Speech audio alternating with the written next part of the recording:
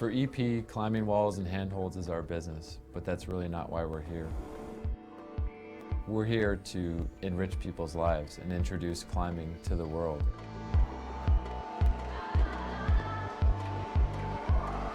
We know that once somebody gets an opportunity to go indoors and climb on a climbing wall, that they're going to be hooked and they're going to be a climber for life.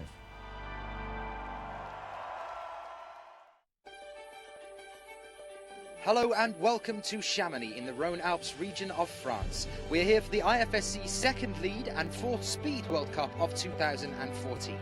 Chamonix is perhaps best known for its history of alpinism. It was the site of the very first Winter Olympics in 1924 and sits in the shadow of Mont Blanc, the highest mountain in the European Union. It is known as the gateway to the European Cascades, and here for us it marks the gateway to an exciting run of European World Cups with the IFSC. In lead, this World Cup for many athletes marks the true start of their season. An exciting qualification saw Adam Ondra fail to make semis after an out-of-sequence clip at the start of his second climb. And in the women's qualification, Kim Yain was highest to qualify and Mina Markovic secured the only top of the day. Chamonix always offers packed crowds and an electric atmosphere. We now turn our attention to our 26 men and 26 women as they take to the wall for our lead semi-finals. Good morning and welcome to Chamonix. Our athletes have come out and observed the routes already. There they are in front of you at the moment. You can see the men's there on the right hand side, the women's on the left. We're going to see plenty more of those as we move through the rest of our coverage here for you today. Welcome if you are joining us from wherever you're joining us from. My name is Daniel Finn and I'll be with you all the way through today. You can get in touch with us as always using that hashtag in the bottom right hand corner. That's hashtag IFSCWC. And you can contact us there at any point throughout the day. Hopefully everyone's ready and raring to go. First of all though, let's take a brief look now at our start lists for this semi-finals here in Chamonix. So here then, the men's to start us off in reverse order. The lowest to qualify will be first out, and that is Minoru Nakano of Japan, followed by Thomas Johannes of France. Urban Primozic is here, Javier Canablasquez, Ita Tasumi, Park Ji-won, Nomura Shinshiro, Hans Puhlmann, Alban Levia and Marcelo Bombardi are our first athletes out today, followed by Stefano Gazolfi, Sebastian Helenki, qualifying in 15th place, Francesco Vittorata, Thomas Ballet, Romain de Grange, Domin Skofic, Min Hyun Bin, Matsushima Akito, Gautier Supper and Magnus Midbo here on our second page. Final page then, Jakub Schubert, Dmitry Vakiryanov, Manuel Roman Julian Pugblanc, Sean McCall and Sachi Ama, highest to qualify from yesterday's rounds here. Over in the women's then, our top 26 here for the semi-finals.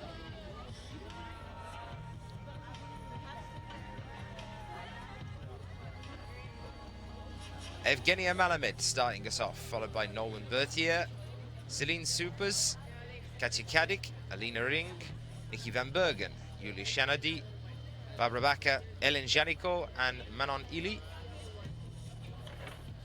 First athletes here, followed by Kobayashi Yuka, Maya Vidmar, Oda Momoka, Jessica Pills, Salome Ramon, Jenny Levada, Mathilde Becerra, Dinara Fakhridinova, Charlotte Durif and Katarina Posch. Our second page of athletes, and finally then the highest to qualify here, Osa Rita, Anak Verhoeven, Akira Noguchi, Magdalena Rock, Ina Markovic and Kim Yain of Korea. As I mentioned, Kim was highest to qualify yesterday. Mina Markovic though with the only top from yesterday.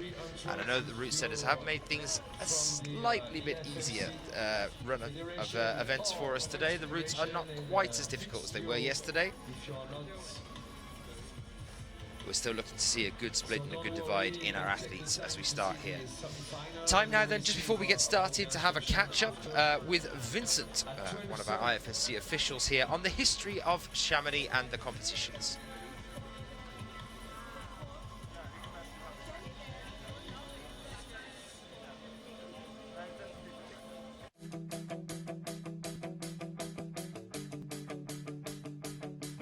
I'm Vincent Cosset. I work for the French Federation since many years on the national and international sport climbing events.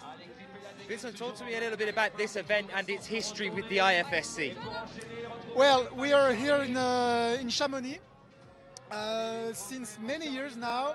because the first competition organized in Chamonix was a bouldering competition called the Top Rock Challenge in 1998. And it was in another place from here. It was in au Gaillan, a famous climbing place in Chamonix. And it was the year before the first World Cup bouldering competition. So we are here since now 16 years. We started lead competition in 1999. It was bouldering, speed and lead competition. In 2003, the World Championship was organized in Chamonix. And we organized twice European Championship, so lead and speed. One in one in 2002, and last year the European Championship lead and speed in Chamonix here. What do you think makes this place and this venue, the setup and the organization here, what makes it such a special venue? We can say that it's almost a love story between in Chamonix between sport climbing and big events, because Chamonix is a great place of mountaineering, and the interesting things here is that we organize pure sport climbing in the center of the historical alpinism town. And that's why Chamonix is a great place for us, for IFSC, to organize such great events with a lot of people. For the future, do you think we'll keep continuing using this as a venue? Yeah, for the future we keep going in organizing a World Cup lead and speed here, sometimes paraclimbing too, and European Speed Cup too, because Chamonix, year after year, this event became one of the major events of the season for audience, for IFSC, and for competitor. You know, in downhill skill, you have Kitzbühel, for example, and in sport climbing, I think we have Chamonix. And every competitor have a dream, I think, in his life, is to win the competition here in Chamonix, in front of a lot of people with a great ambience. Vince, thank you for talking to us. Thank you. Well, we had a fantastic ambience here yesterday when we were getting ready for our speed finals. Fantastic finals all the way through the evening yesterday, and today the crowds are going to start gathering here as we get ready for our semi-finals in the lead. Always a fantastic atmosphere here in Chamonix. Today then, we can see these two routes ahead of us. It is the men's there on the right-hand side of the wall, the women's on the left. In total, 46 holes on the men's, and on the left, 53, all in all. In a few moments then we'll get ready with our top 26 athletes. We're coming out for the men's and top 26 for the women's. Out to join us here in front of the wall, trying to compete for a spot in the top 8 that go forward into tonight's final. Sure to be a packed crowd. As always, if you want to get in touch with us, you can do so with either myself or with the IFSC by using the hashtag IFSCWC. You can see it in the bottom right-hand corner of your screen at the moment. Voilà, mesdames et messieurs, celui que vous entendez là, c'est Dan, notre speaker international qui s'occupe de l'IFFC, car maintenant on passe en web TV dès hier soir sur les finales de la vitesse. On était déjà sur le web. C'est comme ça qu'on peut arriver à suivre les compétitions dans le monde entier. Je pense qu'on est sur le point d'accueillir les premiers compétiteurs. Alors à savoir évidemment qu'on a gardé les 26 meilleurs. Les meilleurs arriveront un peu plus tard dans la matinée. On va commencer par ceux qui ont flirté pile poil avec la qualification et qui ont eu la chance de rentrer. Et pour eux, c'est déjà une belle performance de prendre une demi-finale, d'arriver dans les 26 meilleurs grimpeurs de la planète. Mais maintenant, pour rentrer dans les 8 meilleurs en finale, c'est encore un autre univers. C'est un peu comme le disait Vincent Cosset aussi sur le ski. Souvent, le top 10 est toujours très difficile à... Well, here on the screen for you now then, we can see the upcoming events on the IFSC season. What's next after Chamonix? Here it is then. Briançon is our next World Cup, followed by Imst over in Austria, and then there's the big one on the screen now, Munich, the World Championships for bouldering coming up very, very soon. We also have our World Championships for lead and speed fast approaching as well. So this event really is a tester for these athletes now back on European soil. They've been out to China. In Haiyang, they've had their first lead competition of the year, and that's really given them the opportunity to suss out where they're standing at the moment, how fit they are, how difficult the setting has become this year. They're going to be figuring out where they stand with the other athletes, how they stand themselves. Get ready for a push before we start to approach our World Championships now. For many athletes, as Vincent was saying earlier, here in Chamonix, it is a dream for them to win in front of this packed crowd. I've been here 3 years in a row now. We've seen torrential rain and a sea of umbrellas from the audience that refuses to be shot down by the weather. They turn up regardless. And then last year, scorching hot sunshine. This year, a bit of a mix. We've got these ominous clouds looming around us. We'll wait to see whether that's going to turn into anything later on. We've been told that we're due a storm today, so we're hoping that's not going to happen. I'm absolutely loving the start holes on the men's though here. You can see it just there from Minoru's got his right foot on it. There is officially a go written on the wall. And the men's semi-final. So this is Nakano Minoru and Evgenia Malamid. Evgenia Malamid of Russia, first to climb here on women's semi-final route. Nakano Minoru on the men's. Nakano yesterday with a height of 25 plus on both routes. Qualify in 26th place. Sachiyama, the highest to qualify, with a 37 plus on one route and a 36 plus on another. Sean McCall not too far behind him though in second place. We'll be seeing him later on today. I know a lot of you are already asking what's happening, or what has happened rather, with Adam Ondra. Well, yesterday during the qualifications, sorry, day before yesterday, he was climbing on the women's route here. Obviously it wasn't the same route, but that side of the wall. He clipped in the first clip, or thought he had, climbed up 2 or 3 holes onto the next clip, went to put the rope in. He managed to clip that rope and then realised that the first clip that he'd gone up to had actually popped out, which means he was clipping out of sequence. It happened within the first 8 moves of the route. He was barely off the ground. Very, very frustrated, but clipping out of sequence is not allowed, and it cost him one of his routes. Very interesting to see, though, that he's still very almost qualified for the semi-finals here. He ended up in 27th place, even after not really managing to get a start at all on his second climb. So that's what's happened to Adam Ondra. Nakano Minoru, as I mentioned, 26th place, lowest to qualify in the men's. In the women's, Evgenia Malamid, lowest to qualify here with a height of 25 plus and a 32 plus from yesterday. Both athletes just approaching this increased incline section now. Evgenia is just reaching up for the 17th hold there. When she matches on this hold, she'll have the 18th as well. Over on the right-hand side here with Minoru, moving up at the moment. He's currently got a hand on the 19th hold. He's going to be shooting up for the 20th in a moment's time. Evgenia is 27 years old from Voronezh. She's world ranked 14th, but on the World Cup rankings so far this year, she's in 12th place. That was after that 12th place in Haiyang. So whatever result I give you so far, as we've only had one World Cup on the World Cup rankings, that will be their result from Haiyang. If they attended, because the majority of the athletes that we do have here didn't go out to Haiyang, for them this really is the start of their season. Minoru with a 4 there then, around 19 plus to the height of 20. If you are new to the sport and you're unsure about how exactly this works, basically every single hold on the wall here that you can see in front of you is numbered from the bottom all the way up to the top. Starts at 1, goes all the way, in the women's in this case, up to 53.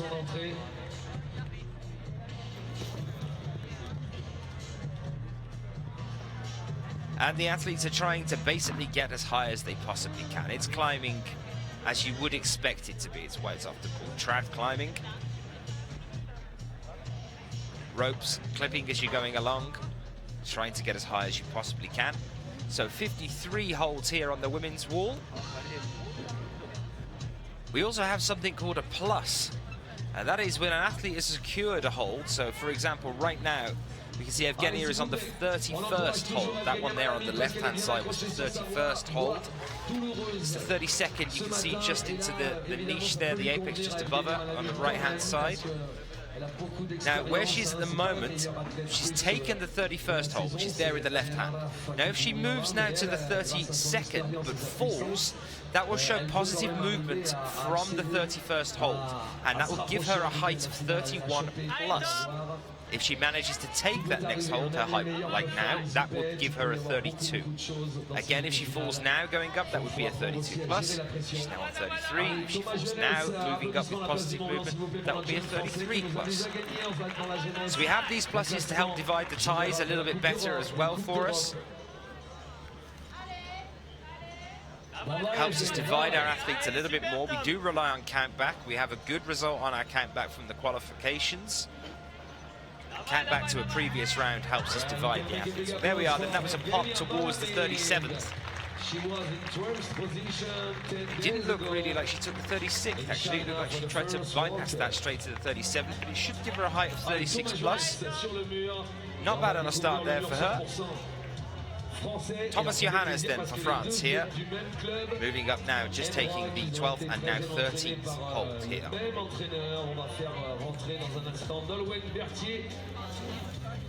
Nolwenn Berthier et Thomas Johannes, c'était les deux rockstars de M-Rock Climbing.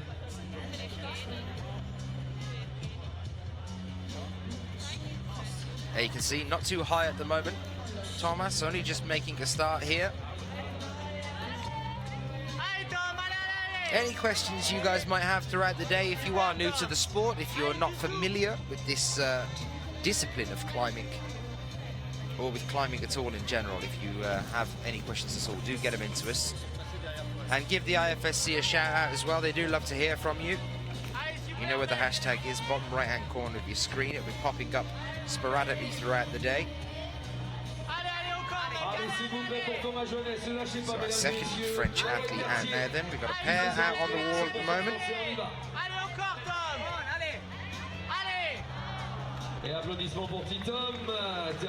Nolwenn Berthier, France now out for us.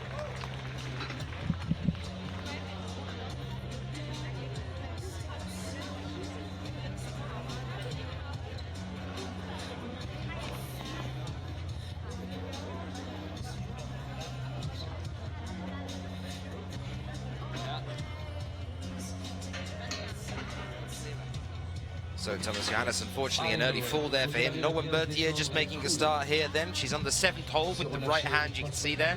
Nice little pocket there before they move up to this pinch on the left-hand side. Sending the feet across.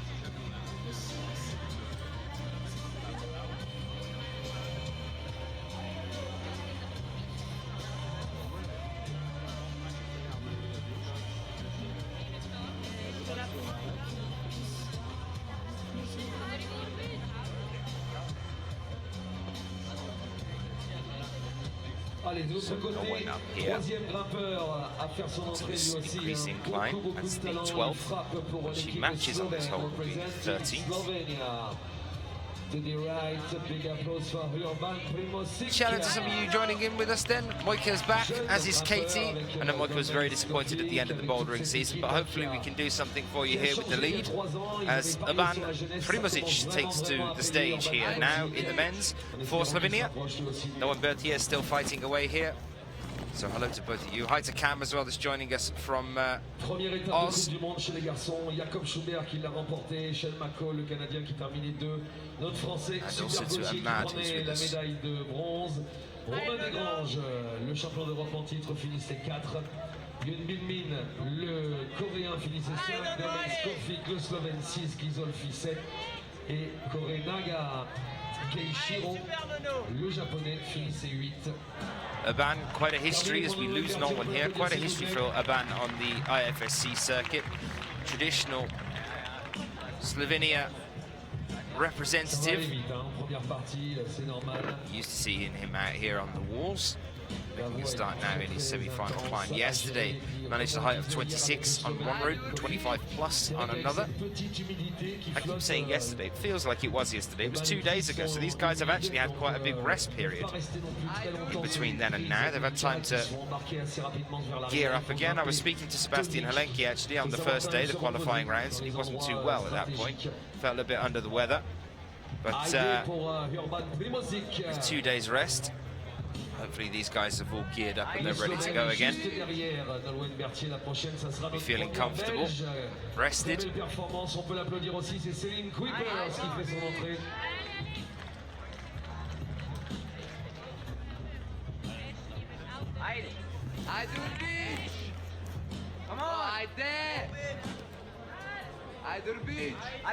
Urban looking good here at the moment. He's now up to the 23rd. Hold on the wall here.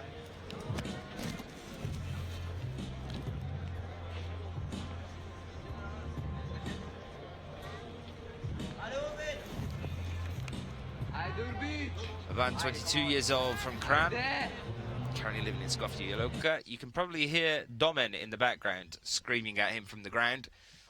World rank 15th at the moment, and as I mentioned, as some of our athletes didn't actually make it out to Hayang, Urban was one of them.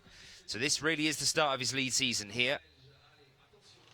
Looking to be in good form at the moment.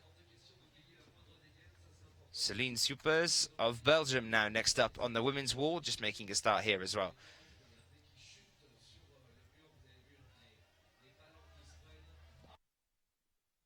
Yeah, it's finished for Urban Primozic, Slovenia.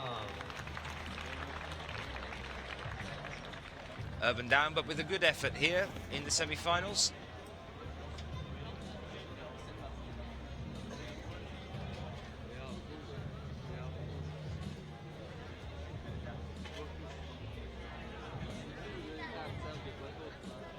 Celine just sorting out her feet here before moving up. And that's the 11th. Wide pinch here, trying to get a decent grip on that hold.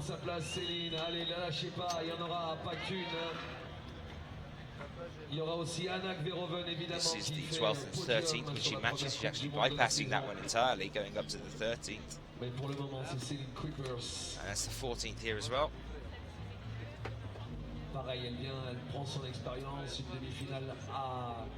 There's a huge blocky section higher up on the wall here in the women's, from around the 23rd hole up to the 33rd.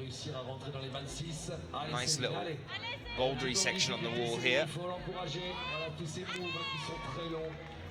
Ça développe une puissance, là, il y a une mur qui va commencer à s'incliner fortement. De l'autre côté, on va accueillir le premier espagnol de cette matinée, Javier Cano Blasquez, l'espagnol qui s'élance. Il faudra compter aussi sur évidemment le numéro 1 espagnol aujourd'hui, encore une fois, Ramon Julián Blanque, qui est la légende. Cano Blasquez of Spain next up on the men's. Celine, 15 years old, unfortunately just coming down here. Some decent results from the female Youth A lead and Youth B league categories on the European Youth Cups in the past. She came second at the Youth Cup in Edinburgh in 2013. Third at the female Youth B lead European Youth Cup in Edinburgh in 2012. Seems like Scotland is her favourite place to climb then.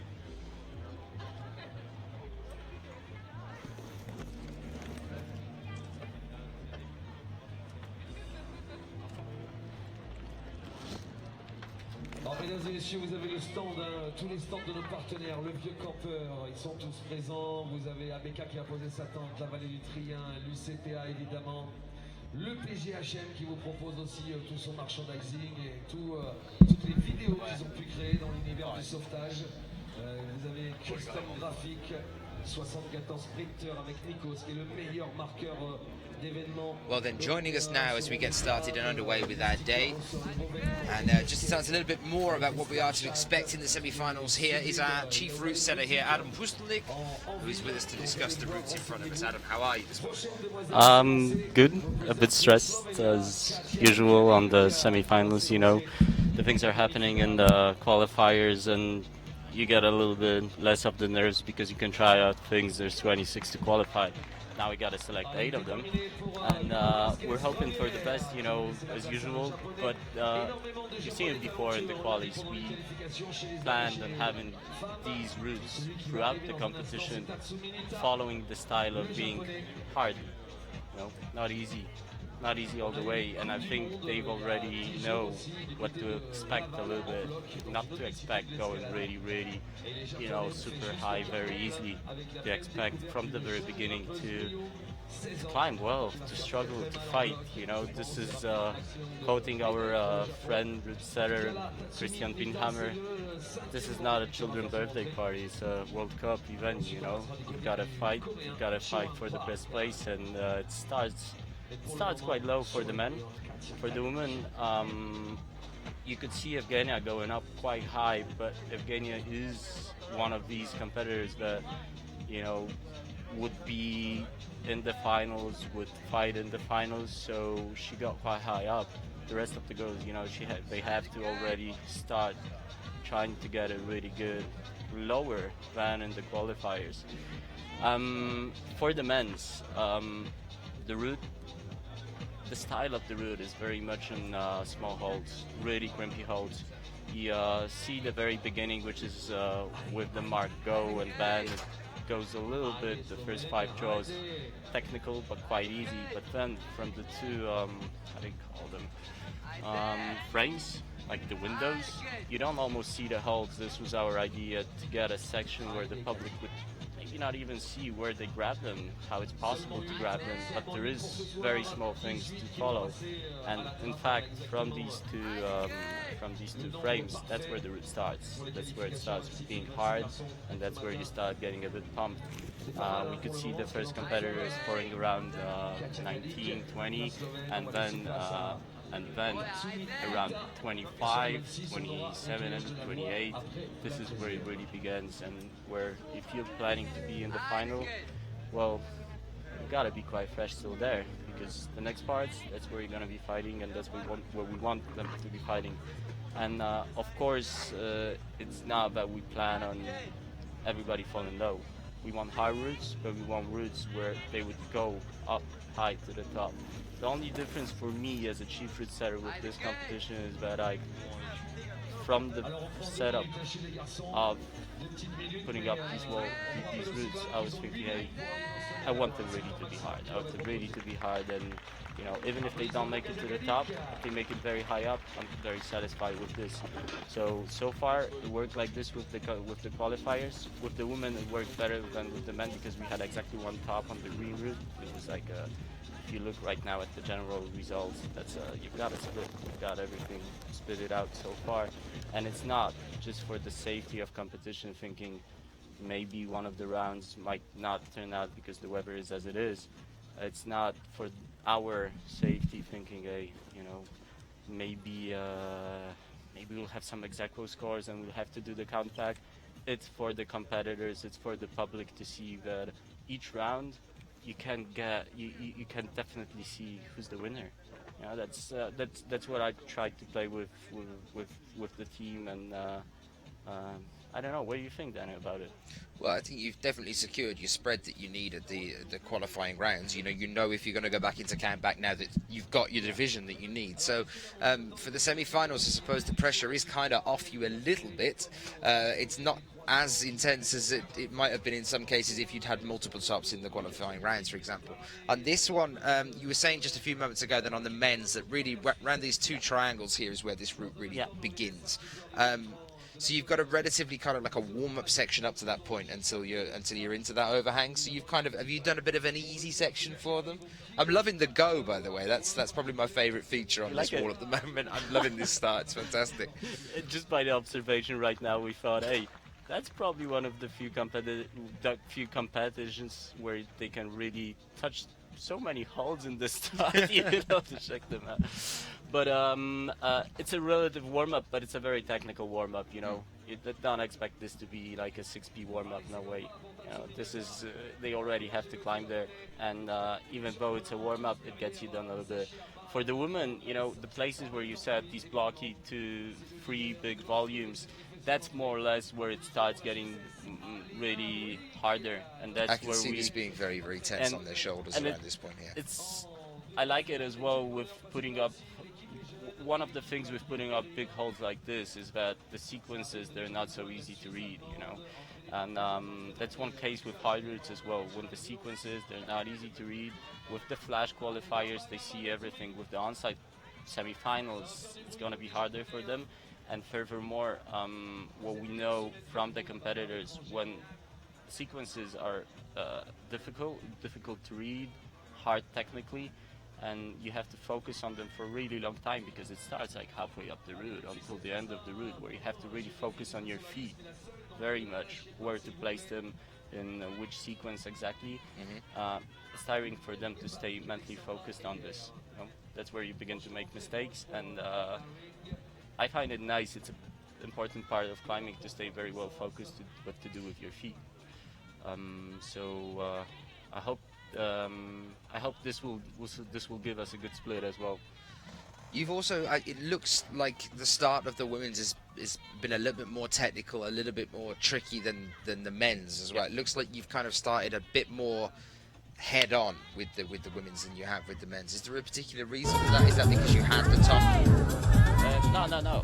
We've had, one thing, you know that for sure, is we set these semis before the qualifiers, so this is something that we do not intend to plan, you know, after seeing what happens in qualifiers. This is something we intend way before, and we always, like, I wanted the semis to be somewhere around the final grades, you know, somewhere around the final difficulty, so it had to start easier.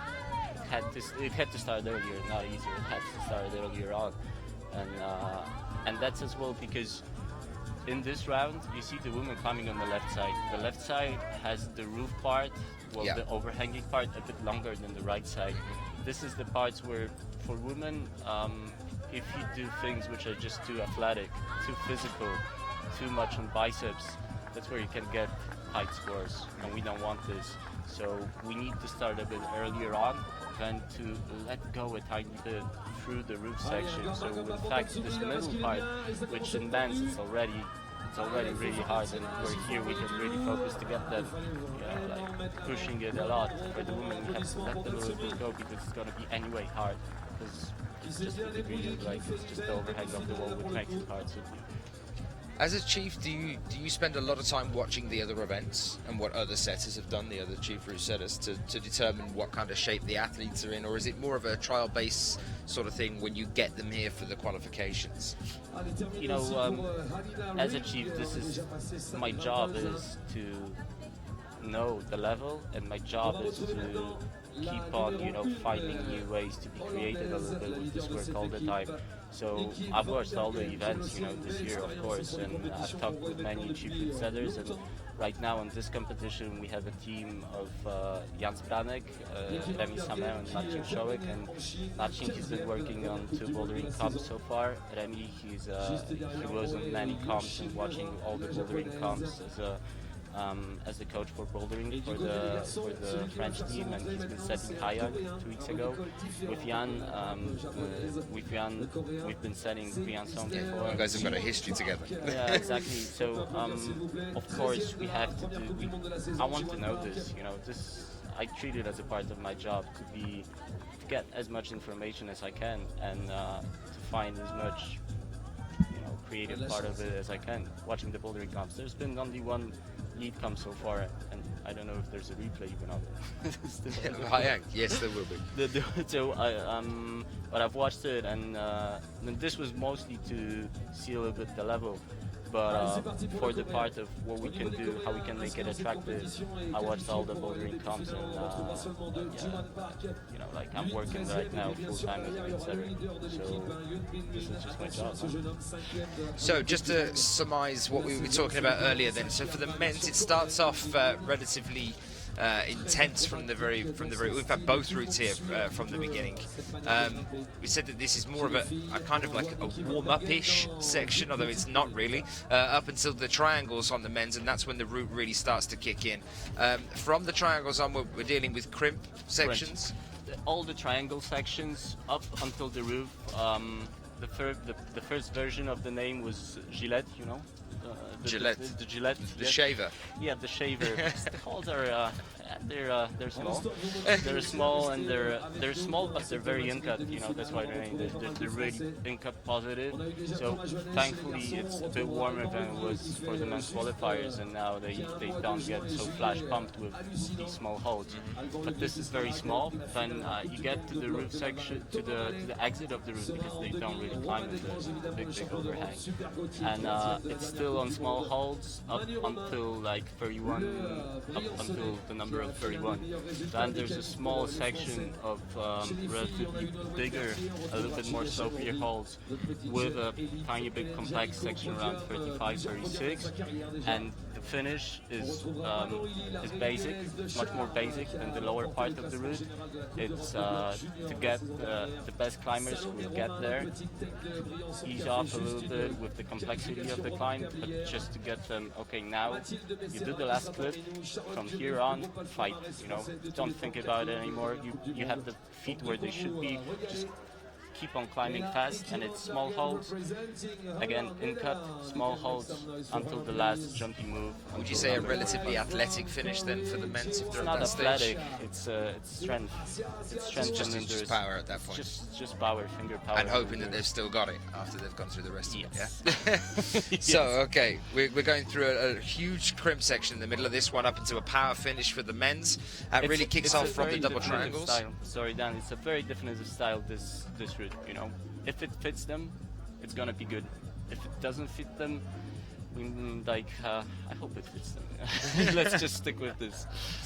Okay, let's go over to the women's for a second. We've got Nikki van Bergen on the wall at the moment. She's up on around the 25th hold here, just getting into that big blocky section we were talking about. So for the women's, it starts off a little bit more intense, a little bit more technical at the beginning. We're going through some nice footwork section at the start, moving up into a diagonal traverse into that block section that we've just seen here. And what from there? We're getting into this sort of like shoulder-based section, working a roof. Yeah, this is the, as you said, like you asked if the men's are athletic, not the women's are athletic here through the roof. You see the section is mostly on underclings, where you have to really pull in and have the body tension while working with the footholds.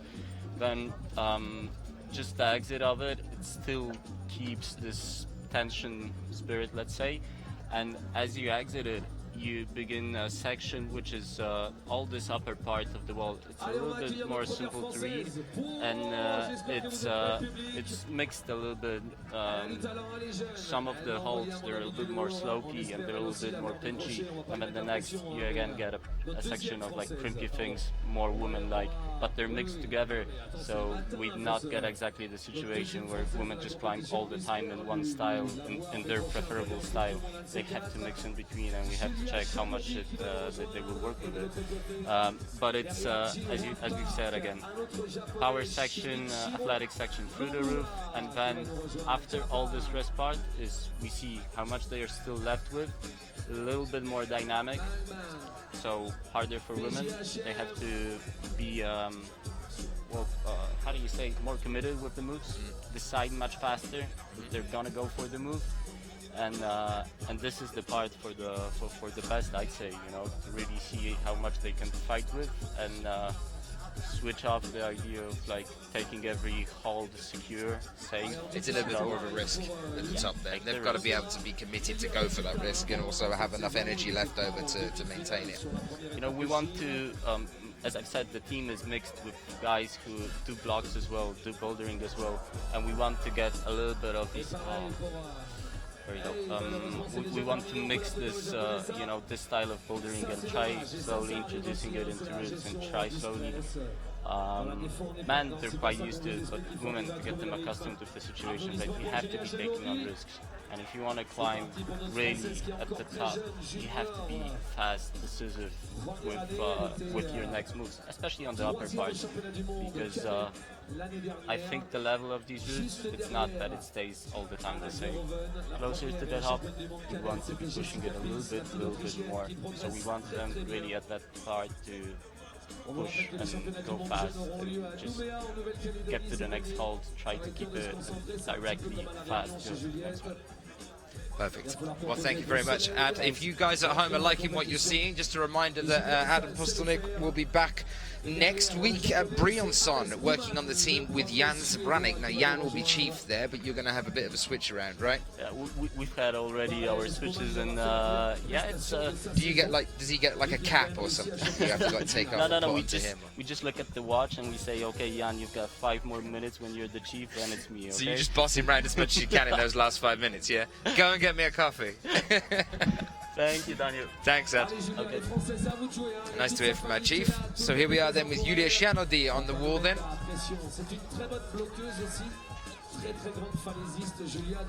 For France. At the present moment in time, we can see Julia looking pretty good at the moment, actually. She's up to the 20th hold here at this point. And she's just about to get into this blocky section around the roof and the overhang that we were talking about a few moments ago. Start to drain on the shoulders, start to get her a little bit more pumped as she begins to move into that risky upper section of the women's wall here in the semi-finals. Ça permet de visualiser encore et d'affiner l'observation de la voie, de se rapprocher un petit peu de ce qu'il faut faire. On vous rappelle que la méthode, ce qu'on appelle la méthode en escalade, c'est l'enchaînement des pieds, des mains pour arriver au sommet. Les ouvroirs proposent des méthodes. Il y a aussi beaucoup de contre-méthodes. Il ne faut pas se mettre dans un cul-de-sac. Here we go then to the first undercling section here. Not quite enough. Very similar thing that we've seen happen to a few of our female athletes now at that point. It's the 24th and 25th hold. It's looking like that could become a crux here as we move through the rest of today. Du côté garçon, le premier suédois. Et ils ne seront pas nombreux dans cette qualification masculine. Il est le seul à représenter son pays. Je voudrais qu'on applaudisse très fort, s'il vous plaît, Hannes Puman, the King Hannes in Sweden. King Hannes. So next up for us here for Sweden, Hannes Puman, one of our younger athletes. Athlete with a heck of a lot of potential. 16 years old. Skogstorp. Just a reminder of some previous results that we've seen from Hannes Puman on the Youth Cups as a gold medal from Imst this year on the male Youth A lead category. Silver medal from Stavanger last year. Came 5th at the World Youth Championships in Central Saanich in male Youth A lead category last year as well. A gold medal from Edinburgh last year, male Youth A lead European Youth Cup, and another silver medal from Cran 2012 as well. Multiple silver medals from before that on the European Youth Cup, but here we see Hannes Puman now starting to move on to what we've always expected to see from him, which is time to make that transition into the senior circuit. Sweden guy, a lot of people are from Sweden here in Chamonix. Come on, don't let this climber. Moika on Twitter, you are quite right. That can't have been Dom. It just sounded a lot like him. It's probably Roman or something, then the coach. Screaming earlier at Urban from the ground. Come on, Hannes.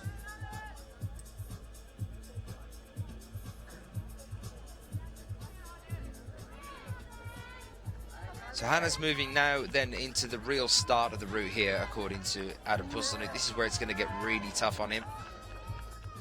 Getting into these really crimpy holds, what they've nicknamed the Gillette section.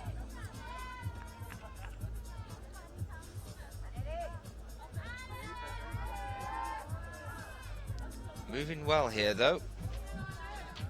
You see here already at The age that he's at here and just the first few senior competitions, now with the pressure of a crowd behind him as well. You can see how much potential Hannes Poelman has here. Looking very good at the moment, currently up to the 24th hold.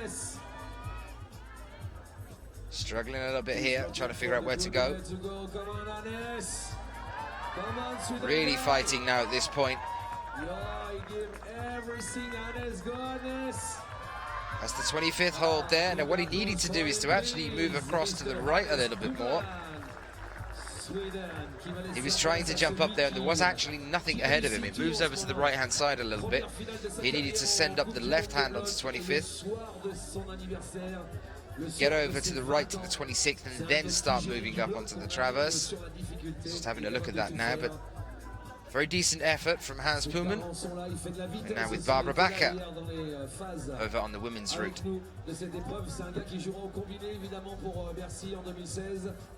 Et c'est bien d'avoir pas mal de Français comme ça qui jouent le combiné.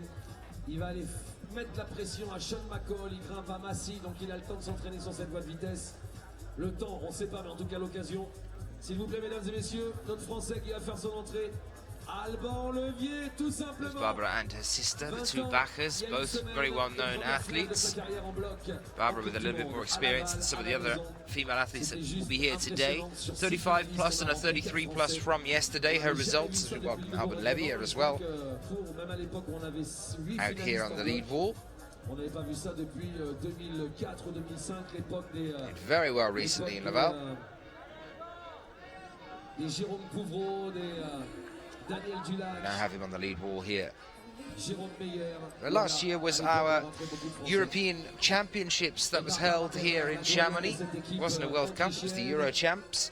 And we saw Roman de Grange take the gold medal, Dinara Fakhretdinova take the women's gold. We also saw a fantastic breakout from an athlete that has returned this year. Climbed very, very well here in Chamonix last year, and that was Dmitry Fakirinov, and he is here again now as well. Another very young athlete, much like Hannes Poelman. The two of them have been competing together, well they were at Central Saanich, the last World Youth Championships. La saison de bloc qui s'est terminée la semaine dernière, donc là on est dans d'autres filières énergétiques, un autre travail. Get Sean, Barbara, get Sean, baby. Barbara up into this blocky section, then she's about to move on to this undercling here. She wants to get her feet up, sort it out a little bit here before pushing into this section.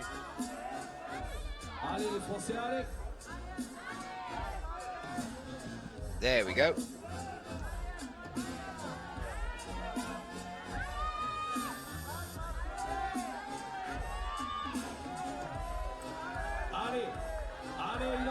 Alban really fighting here as well. A lot of support from the home crowd below. He's well up into the midsection here on the men's, looking very good, managing just about to hold on there as he moved up a little bit further. That was the 27th hold we saw him take there with that pinch on the right-hand side. Better than we saw from Hannes Poelman a few moments ago. Cheeky little toe hook here from Barbara Bakker. Really having to work now. And that was a pop. Up and onto the 31st hold. Not quite caught though, so that's going to give her a 30 plus, I believe. It's still one of the best results that we've seen so far today from the women's, though. Very good effort there from Barbara Bakker, 31-year-old athlete from Langenfeld. Et la pression n'est pas près de redescendre parce qu'on va envoyer celle qui a terminé 7e de la Coupe du Monde la semaine dernière en Chine, la Française. Elle a juste terminé 7e en faisant n'importe quoi dans la finale, en montant et en passant 3 fois les endroits les plus durs. Un petit peu en étant en arrière, c'est une grande championne. Elle avait fait 2e en 2010 ici. A déjà remporté les podiums en Coupe du Monde.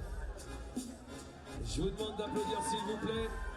Du côté français, Hélène Janico. And to the other side, representing Italy, Mr. Bombardi Marcello. So, Bombardi Marcello and in a few moments' time as well. I believe we're going to have Ellen Giannico joining us on the wall, the one that could very much be capable of making it through into the finals here. We would expect to see her do very well, particularly in front of this home crowd. She's taken medals before from the IFSC. Marcelo Bombardi as well. It's been a while since I've seen Marcelo for Italy. A nice turnout from the Italian team here. Stefano Gazolfi here as well. And also in the speed we have Leonardo Gontero. 20 years old, Marcelo Bombardi.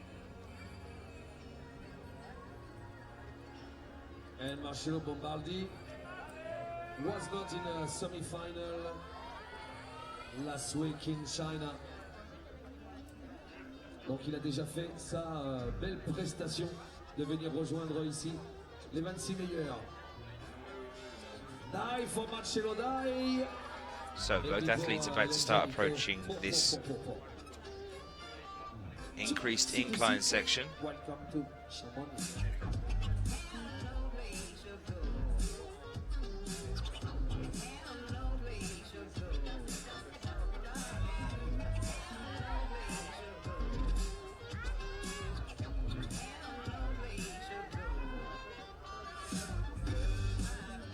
Bon, je vous assure, hein, si vous la poussez, elle va y arriver.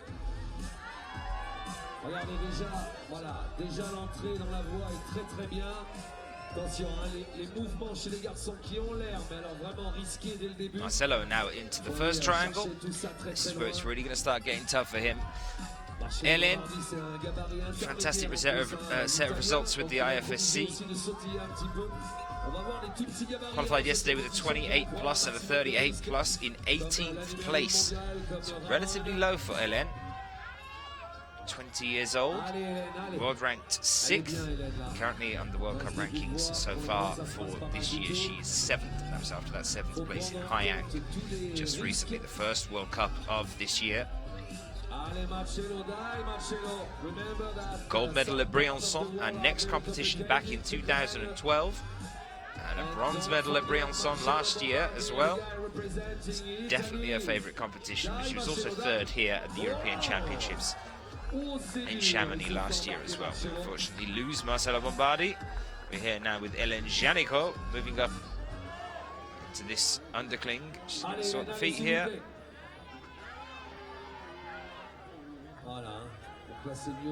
Very quick to understand the procedure here at this point. Knows what she's got to do, it's just a matter of fighting for it now. Needs to clip here.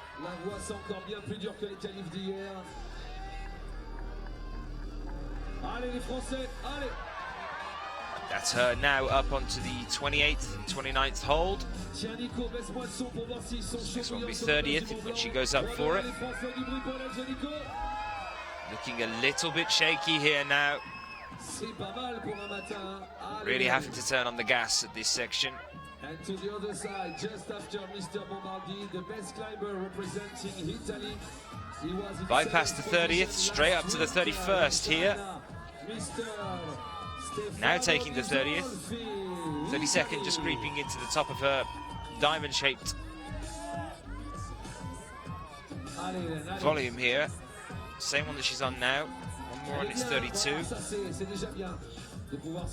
Calming off a little bit now, but she's going to get into this risky section in a few moments' time that Adam was speaking about earlier on. She's going to have to do some real damage to that section if she wants to secure herself a place in the finals. So a lot of people ahead of her still to come. So this is it then, moving up to the 33rd hold now. Heel hook on the left-hand side. A little bit shaky. 33, her height at the moment, looking a bit shaky here. Drop knee, very interesting, nice find there. Up then again, 34 now. That is 34, a total of 53 on this route. Long way yet to go, she's having to fight. Needs to figure out what to do with this clip here as well. She's already took 34 before and unfortunately can't quite hold it. Great performance there though from Ellen Giannico. 34, she's going to have to sit there, hope and pray now. That is enough to see her through into the final 8 later on this evening. Fantastic performance there from Ellen Giannico, young athlete from Clermont-Ferrand. Now then over to Stefano Ghisolfi of Italy. Ghisolfi with a height of 30 plus and a 14 plus from the qualification. So he's had a bad climb during the qualies. I know a lot of athletes were struggling with the weather and the conditions here 2 days ago. It was very, very cold, and as Adam mentioned earlier, they were getting flash pumped. Stefano's 21 years old from Torino. Another familiar face from the IFSC circuit. We saw him in the final at Hayang at the start of this year. Came 6th in the bouldering there and 7th in the lead. He pulled the Sean McCall, decided to compete in all the disciplines. Actually, Sean one-upped him on that one because Sean also did the speed in Hayang. We'll be seeing him later on today. Manon Hilly then next up for France on the left-hand side. Stefano Ghisolfi now approaching the tougher section on the men's. World ranked 10th, Stefano, 7th so far on the World Cup rankings this year. One of the best results so far to date for him then is a 3rd place position in Sinning in the League Cup there in 2012, and he is going to be very, very disappointed by that. Very early fall there for Stefano, unfortunately. We would have expected a lot more from him. He would have himself as well. Ils ont prévu des demi-finales redoutables. On aimerait bien d'ailleurs avoir un petit rapport météo. Allez, Manon Hilly. Pareil, un gabarit de grimpeuse de diff, mais la puissance d'une bloqueuse pour Manon. Manon Hilly, 20 years old, 67th. First place at the female juniors boulder in Laval. First place at the female juniors lead in Stavanger. It was last year. See how she gets on now that she's moved into senior circuit. Il est jeune, il a déjà été champion du monde. Minime, ça a toujours été une machine, hein, Sébastien Halenke, un gros gabarit, un gros physique. Et ça, c'est toute la jeunesse allemande. Ils ont changé toute leur équipe il y a 3-4 ans et maintenant ça commence vraiment à pousser. Pas encore suffisamment pour aller choper les podiums, mais ça va bientôt venir.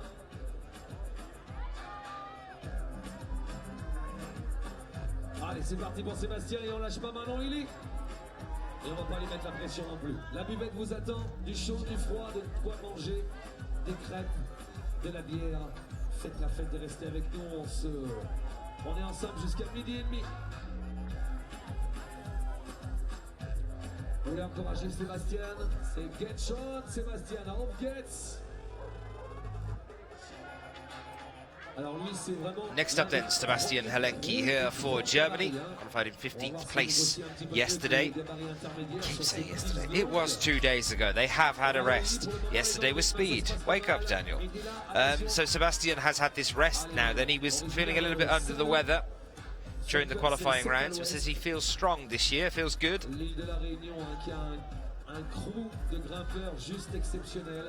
Basically explained it to me in a way that he's hoping he's not in co-commentary with me in the final. That would mean that he was in the final. Unfortunately, a fall there for Manon Hilly on that 24th, 25th point that we've seen bring down quite a few of our female athletes now. Halenke pushing forward. Cam, I did not want to see Hélène falling from that drop knee. It would have been painful. If you want to get in touch with us, you can do so on Twitter using the hashtag IFSCWC.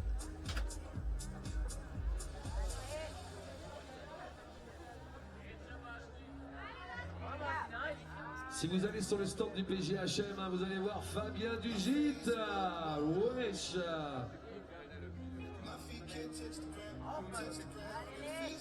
Alors attention parce qu'elle aussi, elle a beaucoup de talent, mesdames et messieurs, côté filles.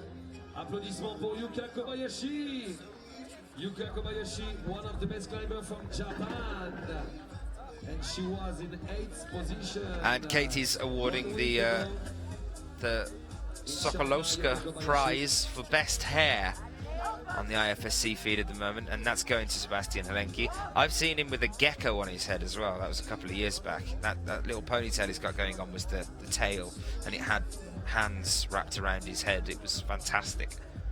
Sculpture art. We've seen quite a lot of hair sculpture art, actually. The other one is we often see one of our Slovenian athletes doing the exact same thing.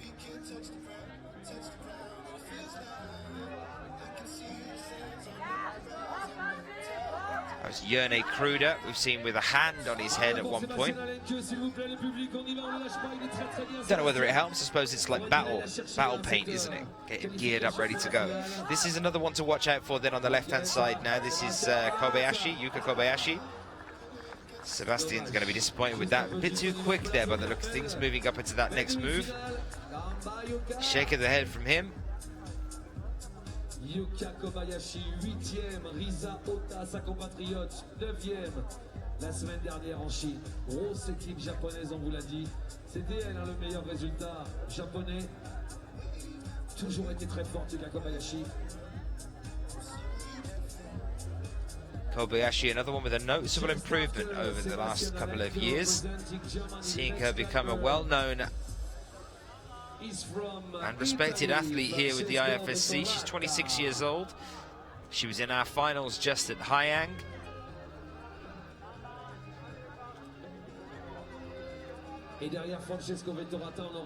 Had a bit of a drop down in 2013. Not so great a year for her there.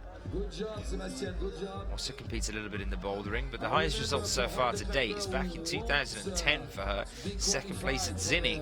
Final tonight, you will have a no-food contest organized by ABK. You can win €500, one big rope, 17 meters high, and you do that without your feet. So, if you're a bodybuilder or very strong, you can come with us, play with the climbers. And the qualification will be at another Italian athlete out for us now then, another one that we know as well. Francesco Vettorata for Italy makes it into the semis in 14th place and gets ready to take on the wall here. 26 plus and a 29 yesterday, 2 days ago. 22 years old. World ranked 16th. Best results so far to date on the IFSC circuit. Looking at the 12th place at Briançon in 2013. Voilà, donc regardez, tout ce petit travail d'inversion comme ça, il faut qu'il trouve la meilleure méthode pour lui, adaptée. Et Sorata, il n'a pas trouvé complètement le rythme du début là, il va falloir qu'il se détende. But Francesco has never made the final 8 in a senior IFSC. On arrive à la moitié chez les garçons, c'est le 13e grimpeur derrière Francesco Vettorata, il y aura nettoyage de la voie. Gamba, Yuka, Gamba. Allez, Yuka Kobayashi, c'est déjà un petit gabarit, hein. On vous l'a dit, il y en aura pas mal de très très Next forts. move crucial then for Yuka. Faut pas se faire de stress, elles ont l'habitude d'engager. Interesting to see her going out to the right-hand side here of that one. It was a bad choice by the look of things, and that brings her down at our crux point here as well. Again, 25th hold. Vettorata taking his time getting started here, moving into these triangles.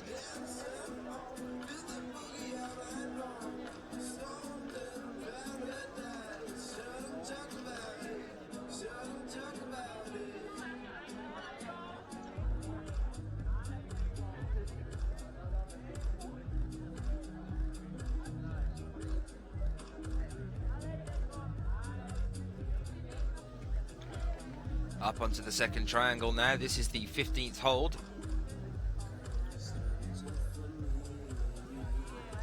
And 16th, bypassing the 17th, straight up to the 18th here. Really having to work those crimps. Allez, pour Francesco, il est revenu un petit peu, un départ difficile. Regardez, hein, vous pouvez voir d'ailleurs sur l'écran, hein, vous avez un peu plus de... Grâce au zoom, vous voyez vraiment le travail, la pression qu'ils peuvent arriver à mettre, l'inversion des mains, terminé pour Francesco Vettorata malheureusement. Applaudissements pour l'Italien, on arrive au 13e grimpeur. So someone asking about how Adam's results here. Andra, as we know, has not made it into the semi-finals due to a clipping incident a few days ago. Someone asking, it's Katie actually, I wonder how it will affect the 2014 lead season campaign for Adam Ondra. Well, he's had a decent enough run of things in Hayang just recently. Managed to have a good final there. Very much like it is in bouldering when you start to calculate the overall results for that year. The worst result will be dropped on the scoring system, much like it is in bouldering. So if he's had a really, really bad result,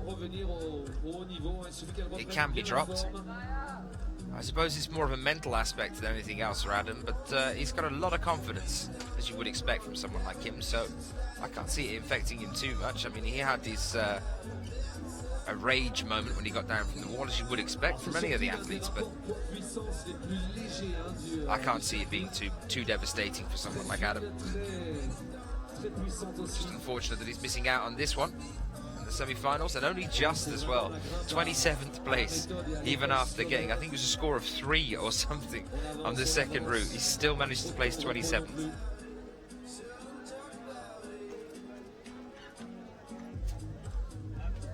Maya Vidmar then, another big name from previous years. Back, I think in 2007, she had a run of straight goals. It was incredibly impressive, and then had a finger injury that took her out for a while.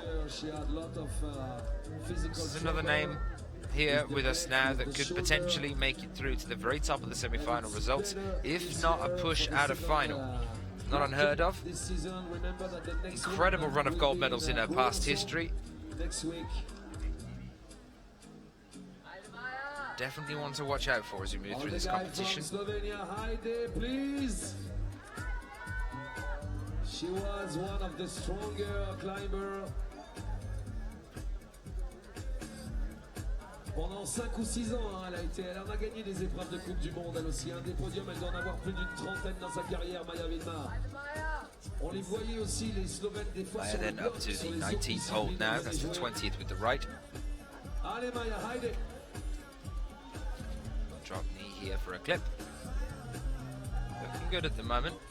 Slow and steady, but she's about to hit this roof section, and that's when she's really going to get pumped. There it is. Up there it is. There it is.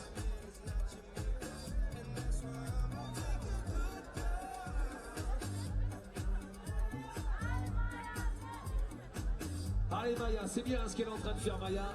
Pas de souffrance au niveau du physique, pas de tremblement, pas d'hésitation, elle est complètement dans le rythme de cette voie, pas d'aversion. Trying to grab that clip before moving across here. Debating how to take that next hold. Nice cross there before bringing the foot up. Didn't put the foot up straight away. This is make or break now for Maya Vidmar. These next few moves are crucial to put her in the upper categories. Take any shot of a final away from her. So she's now up to the 28th hold. And remember that every time when she climbs, clipped in now, looking good at the moment. Check all the quick draw. I believe with Ellen Janico is currently our high point here, just after 34. I think it will be a 34. There wasn't necessarily positive movement there. She actually went down a couple of times. Maya is 28 years old, world ranked 16th. The last gold medal for her was back in 2011 in Briançon. Tous les clipages, à chaque fois qu'ils vont mettre la corde dans le mousqueton, ils vont rentrer dans le rouge. Il n'y a pas un clipage facile des deux côtés.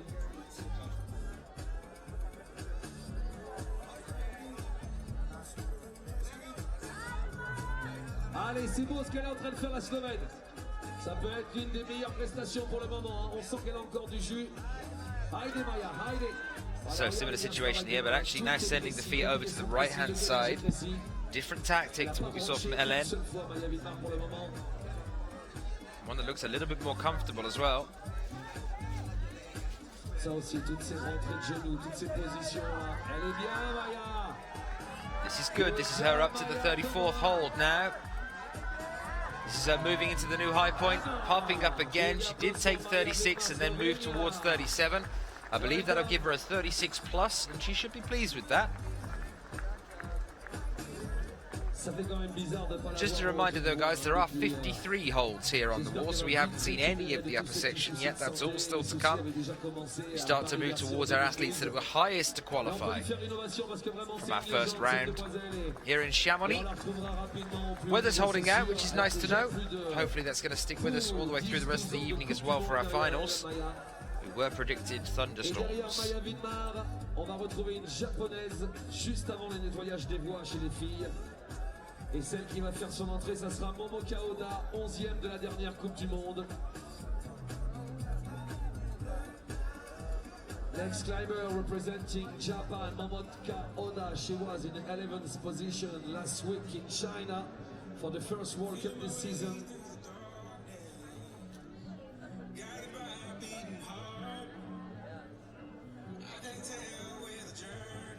So, now somebody that we would definitely expect to see going into the finals. Not that I want to jinx her.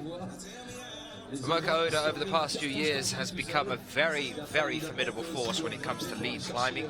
She's been doing that for a while on the World Youth Circuit, World Youth Championships, and she has been in the senior circuit for a while, but last year really saw her pushing up and pushing forward to challenge the real big names. She ended up at the end of last year in 3rd place on the World Cup rankings for lead. She's currently world ranked 3rd as well, and she ended up at the end of last year with her gold medal for the year at Cran. But looking at the results from last year, a phenomenal season from her. Also competed in the bouldering as well and took medals in the bouldering with us on the IFSC. But looking at the lead season for her, then 2nd place at Imch last year, 3rd at Pers, 3rd at Perm, 3rd at Mokpo, 5th at Bouillon, 3rd at Valence, and then a 1st place at Cran. Definitely a very impressive season for her, really starting to stamp a claim then on her chase against the other 2 big names in the sport, which are, of course, Mina Markovic and Kim Yair. She really has started to put the pressure on those guys, and let's hope that that can be something that she continues to do through to this year.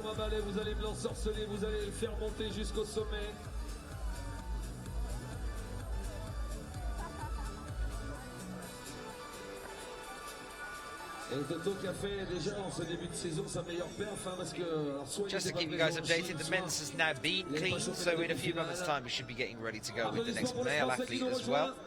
So Momoka makes the start of her climb here on the left. Climbing Momoka Oda.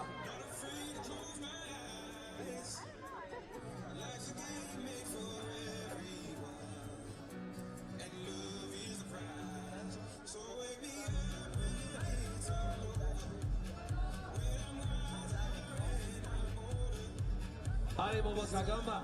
Allez Thomas, c'est parti pour Thomas Ballet. Il faut qu'il se détende lui aussi, qu'il arrive à trouver le rythme tout de suite. On va pas lui mettre la pression. Thomas il a de l'expérience maintenant.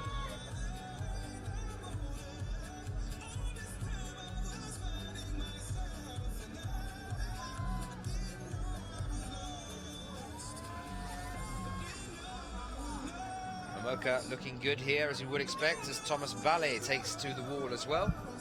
For France, we'd expect to see the crowd getting a bit more excited in a few moments' time from both aspects here, as Momoka is well known. From Yamaguchi.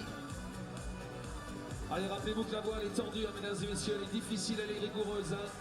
Maya s'est fait piéger, Hélène s'est fait piéger. Ballet qualifying in 12th place after the rounds earlier on, tied with Ramon de Grange, who was actually the one that took the gold medal here last year, the European Championships. So Momoka into the tough section then. Now she's got to start working. The shoulders are looking a little bit bigger this year, actually. And that should come into her favour at this section here. Hopefully she can use them a little bit more moving through this section, try and not get too bumped before she gets into the risky, more dynamic top, which she should be actually okay with as a lead climber who also boulders. Ça commence à être tendu. Allez, pour Thomas Ballet, s'il vous plaît, le public. Attention. Oh, et là, il y met la force. Hein.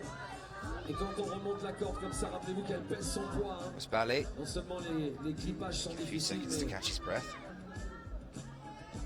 ouais, là, il va falloir y croire. Breathe through the burn. Momoka Oda just taking a rest here. On the 30th hold, up to the 31st now. Et voilà, et être intelligent aussi dans la négociation de sa voix, comme il est en train de le faire, prendre le temps de respirer. Les temps de repos, il ne faut pas y rester trop longtemps, mais il faut savoir les négocier au bon moment. Ça aussi, ça fait partie du déchiffrage de la voix. Allez, pour Thomas, c'est reparti. So still now clipping him still on the 31st. That's the 32nd hold there from Momoka. Plus à l'aise sur ce passage que Maja Vidmar, la Slovène. Faut voir après ce qu'elle va. And we're starting to move out of the roof section, starting to level off again here now. This is where it's going to get really tough. Towards the high point now. This is the 36th hold.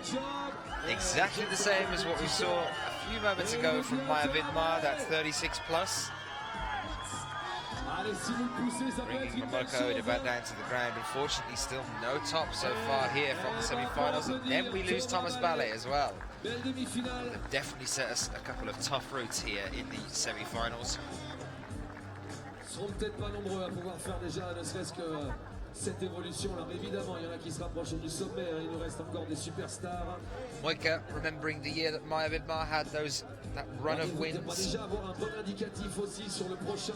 Referring to it like Amstor from last year, that was incredible from Anna last year. Vous êtes resté aussi, yeah, Maja has done the same thing in the past, and having a tie point with Momoka Oda is definitely nothing to be ashamed of at all. Based on Momoka's performances from last year, and previous years before that as well. She's had plenty of gold medals with the IFSC. Let's hope that's enough to see her through into the final 8 for this evening as well.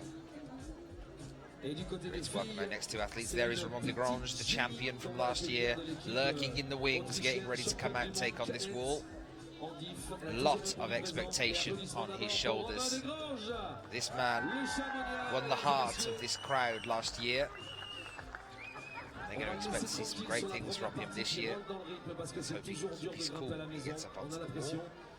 Here we can see this is advanced climb mime happening. Ramon actually teaches a class in climb mime twice a week.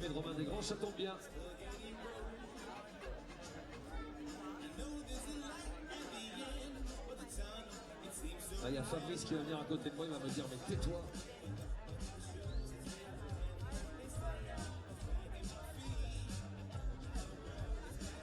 At the moment, you can see that they're just cleaning the women's route there. There's Adam on the wall now, who was in with us talking a little bit earlier on. Bit of maintenance there while we watch Ramon de Grange. So don't worry, you're not missing anything on the women's side of things at the moment.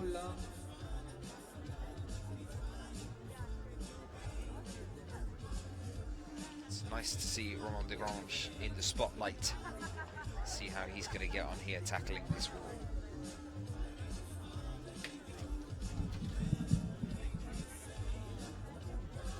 Allez, hein, messieurs, dames, hein. Vous la connaissez, vous, cette voix. On connaît la verticale limite. And coming up to the very first section of the crimps here.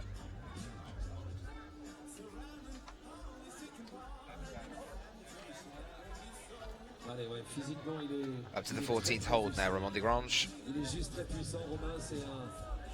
Looking good at the moment. Athlète, hein, physique de cette Coupe du Monde. Définitivement sur un bon jour, avec tout ce qui va avec, parce que c'est ça le sport. Hein. Et techniquement, il est très très fort. Sur Very controlled. Les podiums, ils peuvent pas lui glisser entre les mains. Romain No struggle so far from him. Qu'est-ce qu'on attendait l'année dernière? Up to a pinch, just ahead of him, and currently now matching around that point. The 21st and 22nd hold, now up to the 23rd. De la Coupe du Monde, c'est Sean McCall qui est très puissant. We've seen the men get up to around about the 27th, or pushing for the 27th hold. Let's see if Ramon can surpass that in a few moments' time. Now over to the 23rd, taking it again, securing that one. 25th there. Now, here we see the mistake that Hannes Puman made earlier on. Now, he went up to the left-hand side. You can see that second hold there in the middle. It's like 3 in a line. And actually, Ramon has just bypassed the 26th hold and gone straight to the 27th. That was very impressive. So the 26th there on the right-hand side is to allow you to move over a little bit more onto the right to then go up for the pinch. Not so from Ramon. Incredible reach there from him. Secures the pinch, and he's way up and into the lead now. That's the 33rd hold he's got his hand on now. And the 34th, now that he's taken it. Really using that stemmed foot there to wedge himself into the wall. Left foot up, crowd right behind him here. This is the 36th hold he's on now. Total of 46 on this route.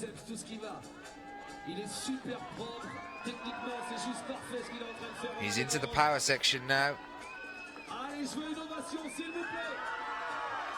A lot of support from the ground. They want to see him do well. Remember, he took the gold here last year, became European champion. Fantastic effort here from him. I believe that's the 39th hold. And that was a hand up to the 40th. I believe that's going to give him a height of 39 plus, and it's our new high point here today. He's shaking his head, and the audience are clapping. De toute façon, ils seront jamais contents tant qu'ils n'arriveront pas jusqu'en haut. Un grimpeur qui ne chope pas le bac final est un grimpeur frustré. Et s'ils arrivent en haut, c'est que la voie était trop simple. Donc il ne sera pas content non plus. Encore innovation, bien joué Romain, bon boulot. Ramon then, time now to go and rest. That should pretty much secure him a place in the finals, although looking at who we've still got left to come, the Grange qualified relatively low yesterday. He will have some competition, and that competition in the next form is represented by Domen Skofic, who will be coming out in a few moments' time. He's the 11th to qualify, so the Grange qualified in 12th. Is that height going to be enough? Wait to find out. We also have this younger gentleman that put on quite a show for us last year here in Chamonix, made his name known. That's Dmitry Fakiryanov, still yet to come. And Ramon Julien Poublanc, still yet to come as well, who's going to be on a vengeance mission from Haiyang just recently. Disappointing result there for him. And let's hope we can see him into a final and climbing well, back on form in a few moments' time.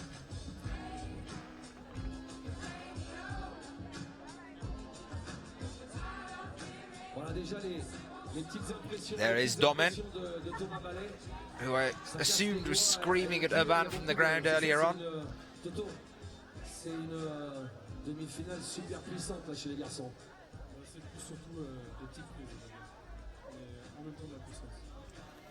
But here we are, Michael. We'll be able to tell now whether it was Ramon, the head coach, or not. When Domen gets to the wall, we start hearing that familiar scream from the ground.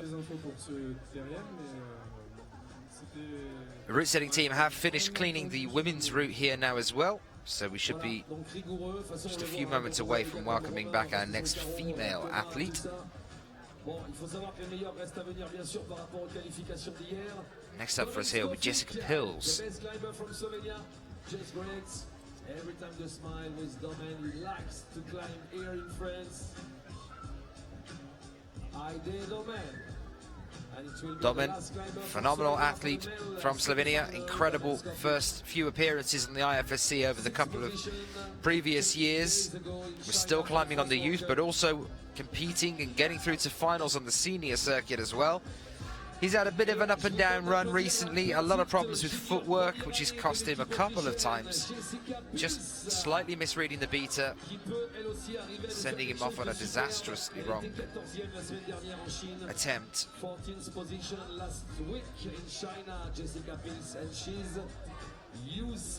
Let's hope that he can read this well as he moves up here. There is Jessica Pills, so Jessica's going to be our next female athlete. She's 17 years old, she's world ranked 19th. Came second at the European Youth Championships in Edinburgh this year. Came second at the European Youth Cup in the female juniors lead category in IMSH this year as well. But is of course a World Youth Champion from Central Saanich in 2013, female youth A lead category. She's also a European Youth Champion. If we remember from 2013, it's definitely her year. She not only took the European Youth Championships, she also took the World Youth Championships. Double champion. Also an impressive force to be reckoned with on the senior circuit as well. So we expect to see something good here from Jessica. Domen up into this crimp section then now. Il est jeune, là c'est des voies qui sont tellement dures, c'est pareil, je crois qu'il a jamais eu une voie aussi dure à ce niveau-là. Je pense que c'est la Coupe du Monde la plus dure qu'on ait eue au niveau. Yeah, Katie saying a similar thing here as well, saying I think Momoka looks quite a bit bulkier than last year. We were noticing earlier her shoulders looked a bit bigger than last year, and she's saying good for powerful bouldering, but would that be good for lead? That depends, I suppose, on just how much endurance she's got. You don't want to get over heavy. We do have some bulkier athletes. Like just look at some of the quite well-developed male athletes like Magnus Midbo. You've got Jakob Schubert, Sean McCall. Not particularly lean like Domen is, or like we've just seen from Roland de Grange. It's just a matter of how well they can balance that power with the endurance as well. Momoka is predominantly a lead athlete, so I can only assume that those muscles have been developed through doing a lot of lead climbing in the down season. We have seen bits of her on the bouldering circuit.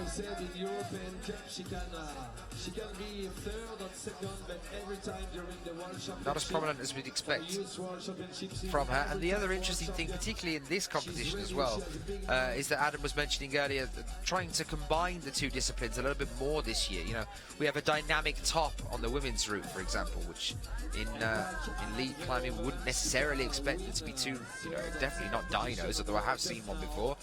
And then also this bouldery, this block-like midsection as well, using a lot of shoulder muscles. So in that sense, it's nice to see bouldering and lead coming a bit closer together. Nuzzling up shoulder to shoulder. Big move there from Domen, relatively risky as well, up onto the 25th hole, but he's managed to hold it. Clipping in here then. Is he going straight up? He is as well, just like we saw from Roland de Grange up to the 27th. Tough point, having a bit of chalk here. That is the 28th from Domen. Jessica Pills moving well here as well. Domen on the 28th hold at the moment.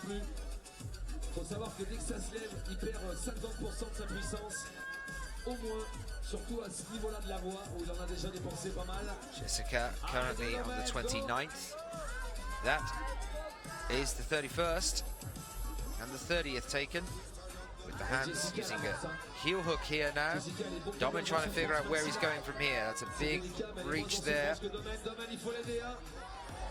He needs to match 28 here and then send his left hand up to 29th, which is that tiny crimp next to him. He doesn't seem to be able to figure out that's what he's got to do to get across here. Now he goes for it, but unfortunately a little bit worn at that stage. It was a good effort there. It's a nice score, 28. There was some positive movement there as well. That could potentially get him a 28 plus based on the judge's discretion. It was a good enough effort, and hopefully it'll be enough to see him through to the finals.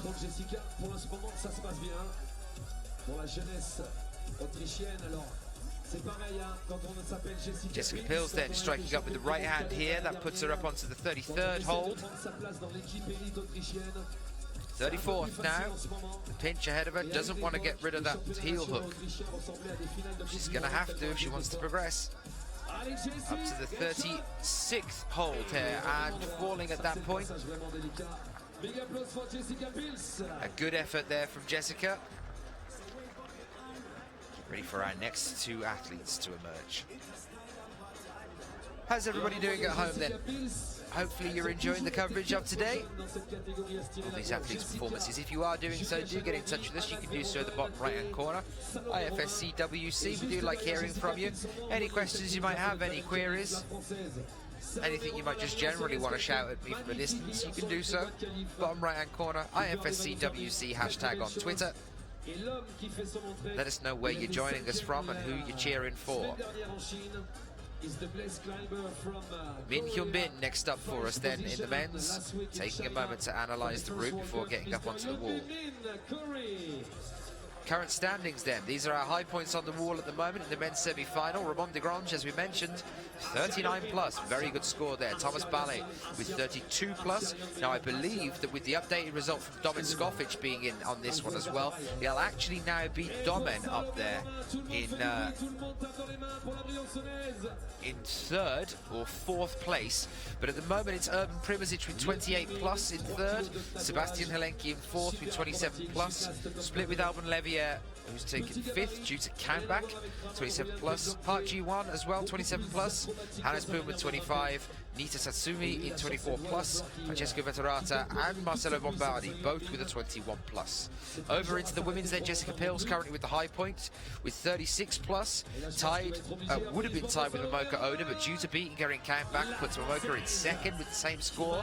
Maya Vidmar also on comeback down to third with the same score. And Evgenia Malamed in fourth with a 36th. Ellen Janiko with 34, Barbara Bakker with 30 plus, Nikki Van Bergen in 27 plus in 7th place, Kobayashi Yuka with 24 plus, Manon Ili in 24 plus, and Julia Shanadi with 24 plus as well. Those are your top 10 athletes in the women's. Back over now then onto the wall where we have Min Hyun Bin starting his climb. Just to follow the competition and see who is the best climber for the moment. So don't forget that sometimes we're gonna have the schedule for today with no food contest, and tonight the final will be at 8, and prize given and award ceremony previous at 10:45.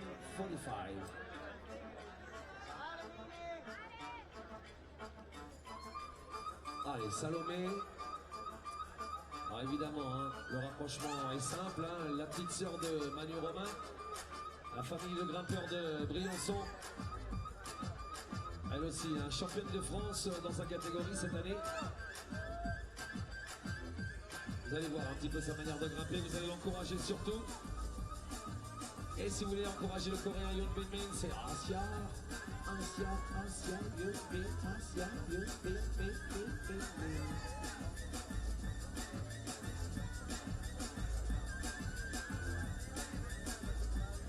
Ça va être la première indication de tout petit gabarit avec Salomé. C'est le même gabarit que Dina Rafrakidiova, le même gabarit que Kim Jae-in, la numéro 1 mondiale.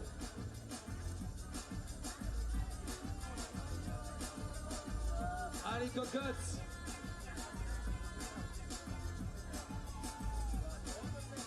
Voilà, regardez, applaudissez-la sur ses mouvements, messieurs, dames, parce qu'elle ne va pas avoir le droit à l'erreur.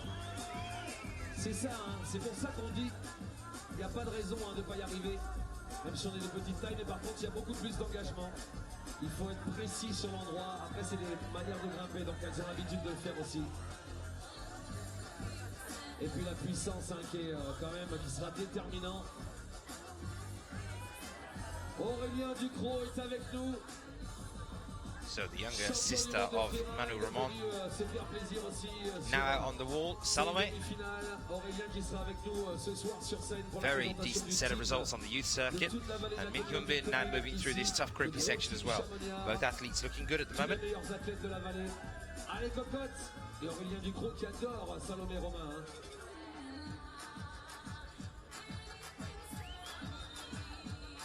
Asia Hyun Bin, Asia. Hyun Bin Min, on l'a jamais vu s'arrêter aussi souvent dans une voie, mais de toute façon, aujourd'hui, il va pas avoir le choix. You see here both athletes relatively at the same point on the wall. In terms of progression up the prow, we've now got Min popping out to the 25th hold, much in the same way as we saw from Domen Skofic, but not being able to hold it this time, unfortunately coming back down. Salome on the undercling here, reaching up onto the next hold, which is our 24th and 25th, now moving up again. Sorry, to 28-29 actually at this point. So looking good at the moment for Salome.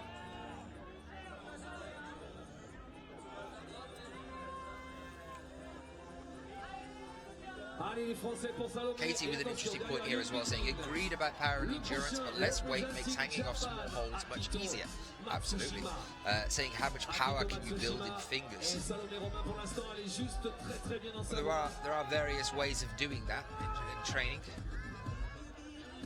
Min Hyungbin, exceptionally strong fingers. Unfortunately, not able to make that next move across. But also some other athletes that have very, very powerful grip. One of them would be obviously Ramone, but he's a lot smaller. But then also Ligrange.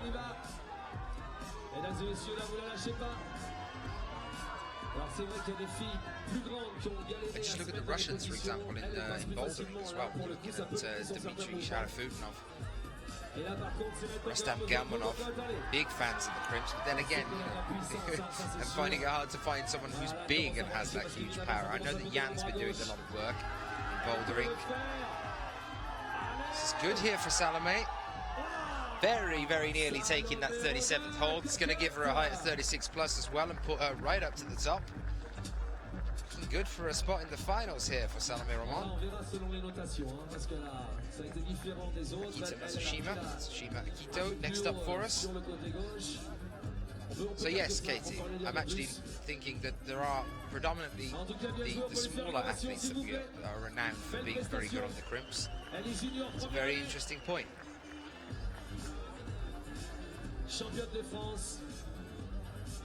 Allez, c'est parti pour le japonais Akito Matsushima. Akito Matsushima qui est c'est parti des 3 meilleurs grimpeurs du Very Japon. quick up into the first. La semaine dernière en Chine. Real beginning of the men's route here is up to the 12th and 13th hole. No time at all. Mais il n'était pas présent en Chine la semaine very dernière. fast. C'est son premier retour. Le meilleur japonais la semaine dernière, c'était Keishiro Korenaga, mais qui n'est pas présent avec nous. Magama.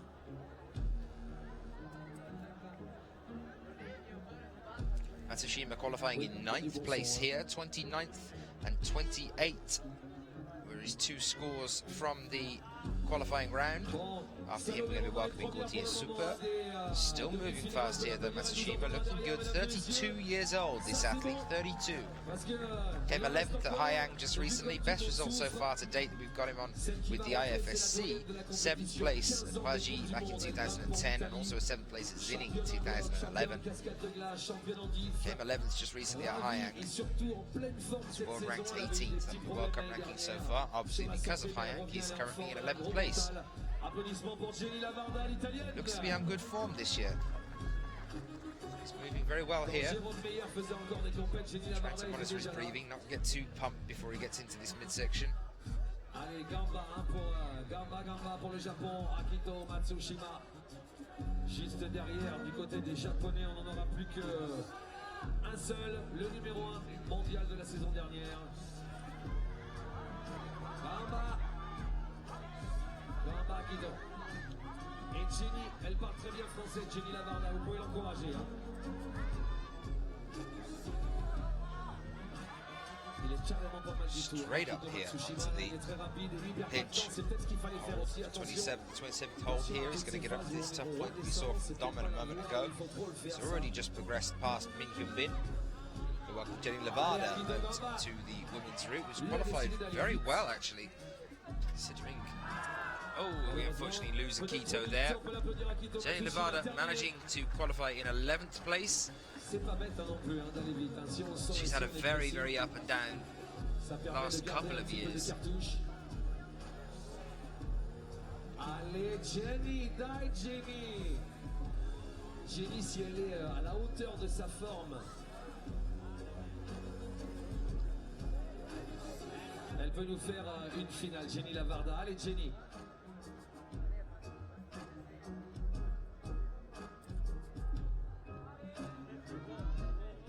Et alors attention, parce que côté garçon, c'est le meilleur résultat français de la première Coupe du Monde de la saison.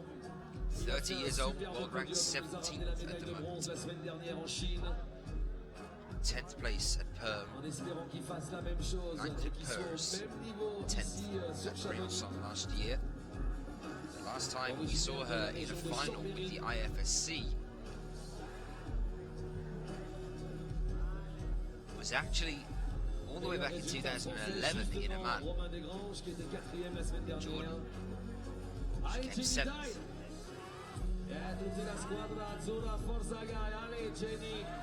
Elle est bien, Jenny Lavarda pour le moment, un petit peu de souffrance dans ce passage, mais ça tient et malheureusement on la perd aussi. Applaudissements pour Jenny, c'est dommage. And the fall there, unfortunately, around the 28th and 29th hold. Jenny back down on the ground. We get ready to welcome out our next two athletes, getting right into the top-ranked athletes from the qualifiers. Now the top 10 have made it to this stage, and these are the guys that are really going to cause problems for those athletes that have come out already so far. These are the danger athletes to anyone that's early out in the semi-final stage. You can put in a fantastic performance. Unless you're right up towards the top, these guys get going. Very, very dangerous for your positioning.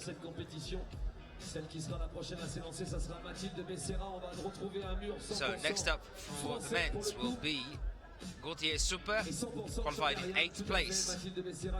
Next up for the women's will be Dinara Fakhritinova, our winner here from last year at the European Championships. Gold medal here in Chamonix. Troisième de la Coupe du Monde Super Gauthier la semaine dernière.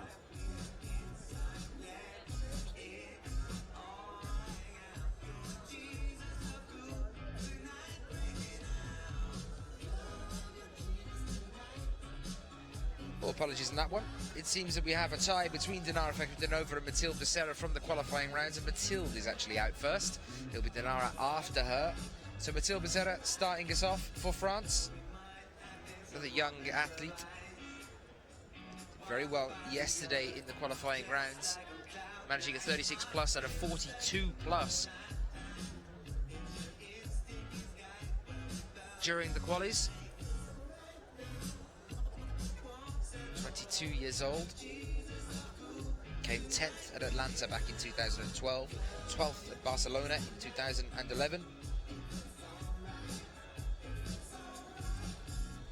Looking at her results from the juniors lead category, a couple of bronze medals there and a silver.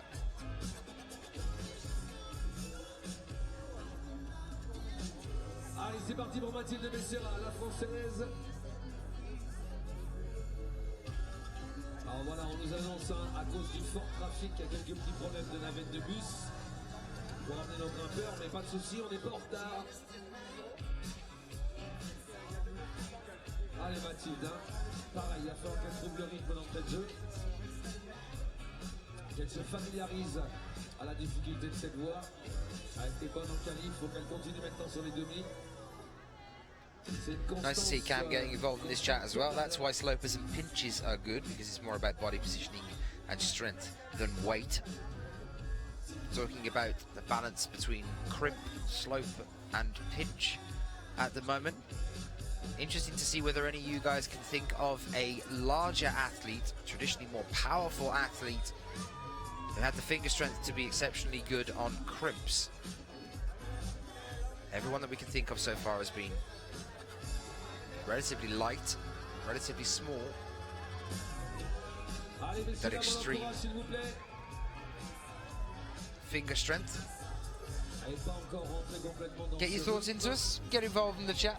You can do so using the hashtag in the bottom right hand corner.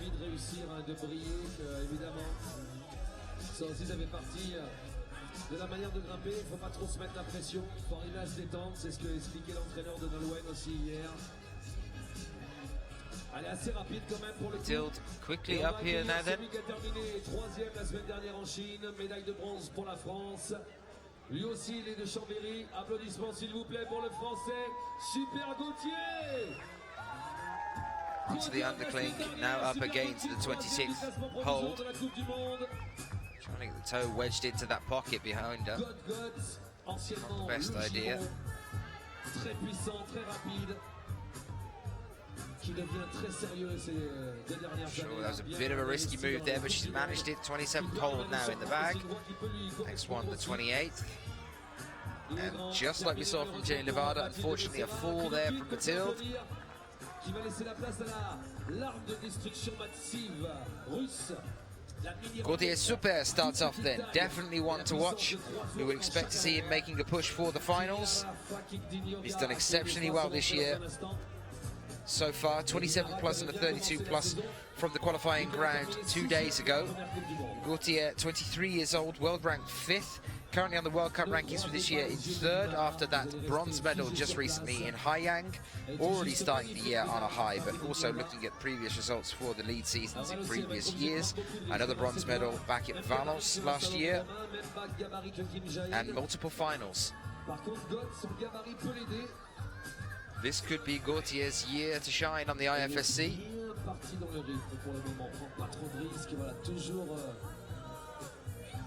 As you can see, the mist has descended upon us here. We're hoping that that weather's going to hold off. Je voulais pas le dire avant parce qu'on n'a pas le droit de donner d'indication, mais ce passage-là était quand même un des passages vraiment délicats. Faut se méfier, qui aurait pu piéger Romain Desgranges aussi. Il n'aime pas ce genre de move. Very quick from Gauthier here. Nice and controlled. Et la mini roquette russe, Dinara. Flag kick d'Inova qu'on va applaudir. Good luck Dinara. 6th position last week in China for Dinara.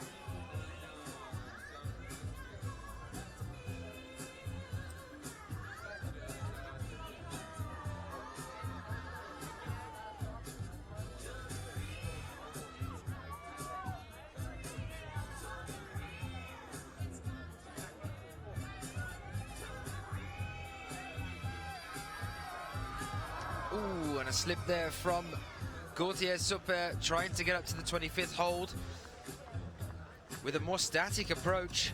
That's an early fall for him, and it could see him out of the finals.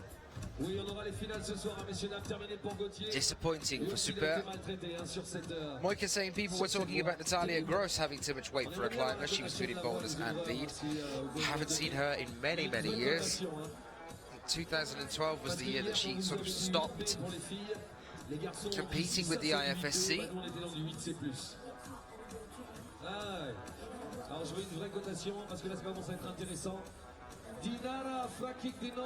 Kate suggesting an idea here about a women versus men competition on a very, very crimpy route. Something that the route setters have said recently as well, actually, in Haiyang, that they were using some of the men's routes for the women's routes. They were switching them round and saying more and more that they are the competition standard of these female athletes at the top of their game has improved so much, as has the men's as well, but the distance between the two different genders at the moment is not as wide a gap as it used to be.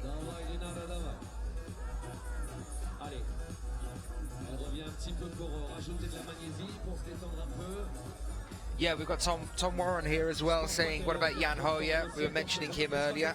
He has become good on crimps through the bouldering this year, but I think that's just because Jan's turned into some sort of demigod in the past, the down season. Don't know whether he's gone up, Olympus and Phantom Ambrosia or something, but he's come back incredibly strong this year. He's had a phenomenal bouldering season, took the overall World Cup bouldering title just recently at the end of it. And Jan Hoyer is a big, big guy. A lot of people call him the Beast, turning the Beast mode on. Very muscly, very powerful, but also heavy. But then Jan has also, as an interesting point here, Tom pointing out that he's become pretty good on crimps as well, like Rustown. Jan has also cut down on weight a heck of a lot this year. It was a big thing for him in the down season, was getting his weight down. That's going to help improve the climbing, which is exactly what we're talking about on those crimps. He's become better at those crimps, but he's also cut the weight down a lot.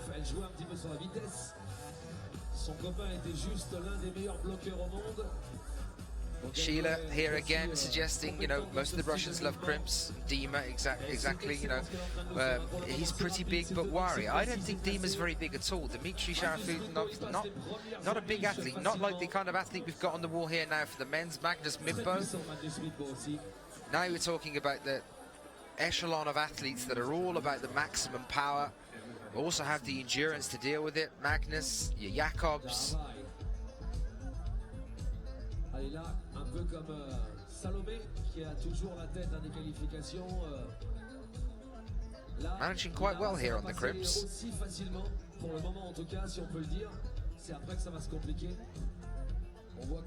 Dinara Fakhretdinova moving up and now out of the roof section as well, looking good here.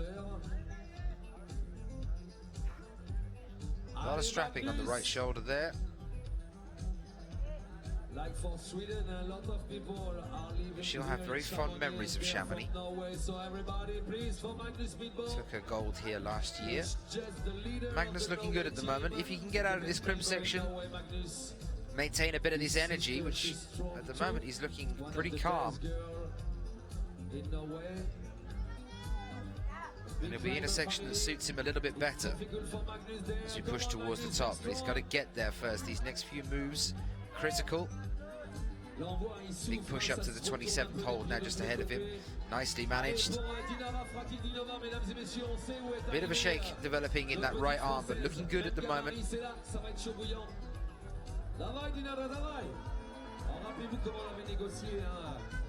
Trying to figure out what to do here. Now, Domen ended up in this same position. Couldn't figure out what to do next. Big reach there, and it's all about matching that big hold. The 28th hold on that one. That's going to be a 28 plus for Magnus Midbo. Hopefully that will be enough to see him through into the finals. The final 8 that we take forward into tonight's finals. Dinara looking very good here, in fact, and while I've been watching Magnus, we've seen a new high point here, 38 and 39, very good. From Dinara Fakhretdinova, very impressive, was moving up towards the 40th hold there, and that will definitely see her in the finals, and also in that bush. What are the B-layers doing? Should be pleased with that. That was an impressive performance. It's going to put her right up towards the top. She was tied 9th. So she's not entirely out of the woods yet, but it's a good position to be in. So get ready to welcome our next couple of athletes.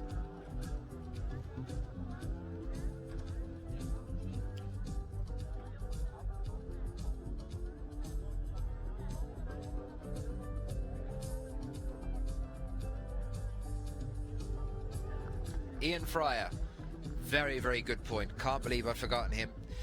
To discuss our crimp debate about the bigger guys. Jimmy Webb, American athlete, very, very big athlete, very high power ratio, very heavily muscled, but as Ian is saying here, is crushing anything, including crimpy lines. We saw that at the La Sportiva Legends Only Festival just recently. It was one of the most impressive bouldering performances I've seen in a long, long time. Nothing stopped the beard, as he became known after that competition. Very, very impressive. So yeah, Jimmy Webb I'd put up there. Now also with Jan Hoyer, I'd like to see a competition between the two of them actually. That would be awesome. Jan Hoyer v Jimmy Webb, out in the wilderness somewhere, and it's misty, and they're in a forest.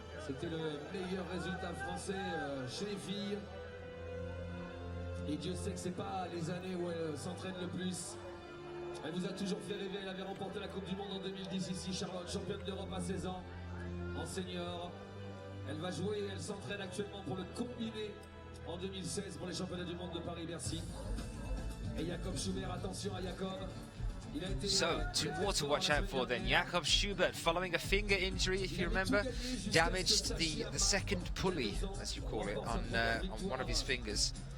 Had to take some time out, missed entirety of the boulder season, which I know he's very disappointed about because he does like giving it a go on the bouldering as well. See more and more of these athletes starting to be bi-disciplined. But he has had the time out. Still came back in Haiyang though after the finger injury, took gold medal last week. So he's done, I don't know what's happened in the downtime, but whatever training he has been doing and concentrating clearly on the lead, as it's all about trying to get that World Championship title yet again this year for Jakob. He's got to hold on to it. So he's been concentrating on that lead.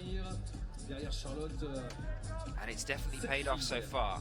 Let's hope the finger doesn't play him up too much. And then also on the left-hand side of your screen right now, we've got Charlotte Durif. Another one to watch out for.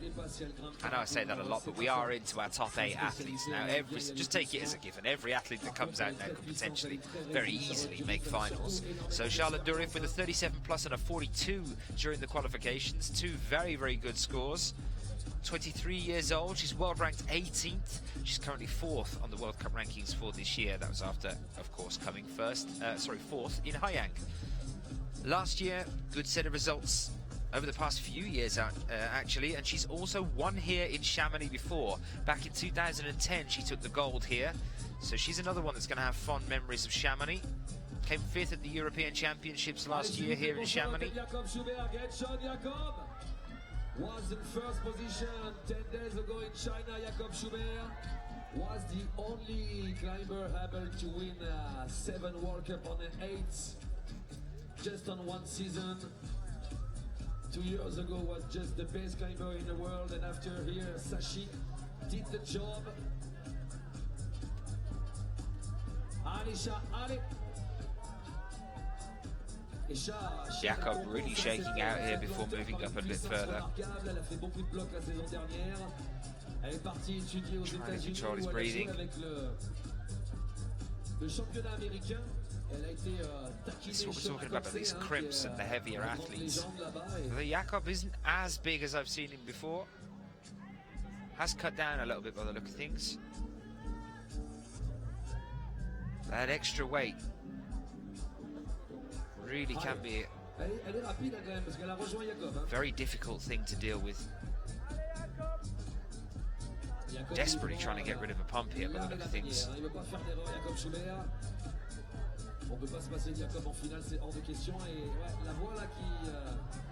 Not happy here. He's spending a lot of time moving backwards and forwards. This is the kind of thing, the sort of behaviour that we sometimes see from Ramonet. When he's unsure of where to go next.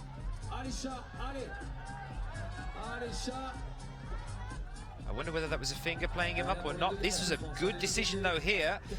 Slap up and slap on again. A quick 1-2 puts him onto a much better position. Doesn't have to match there at all on the 28th hold. He's bypassed that up onto the 29th now. And up to the 31st. This is good for Jakob. I wonder whether that was his finger back there or whether he was trying to get rid of a pump. I mean, he was shaking out a lot, so I would imagine that it was starting to get, but you can see quite a pump there in his left arm building up, but could have also been a bit of a twinge on the finger, but he's got past it with some fantastic beta reading there, just deciding he's going to bypass that whole matching section we've seen from Domen, and that cost him his climb and some of the other athletes. Forgetting that, straight up now, this is looking really good for him. Over onto the 35th and 36th hold, moving ahead now up to the 37th. This is finals territory.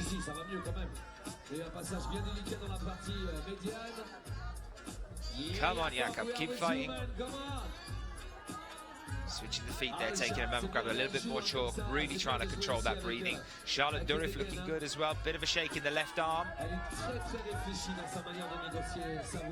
But about to move out of the roof. Jakob looking very good here. That's the 38th hold. This is around about the point that we lost Ramon de Grange. He manages the pinch, that takes him up to 39 and 40.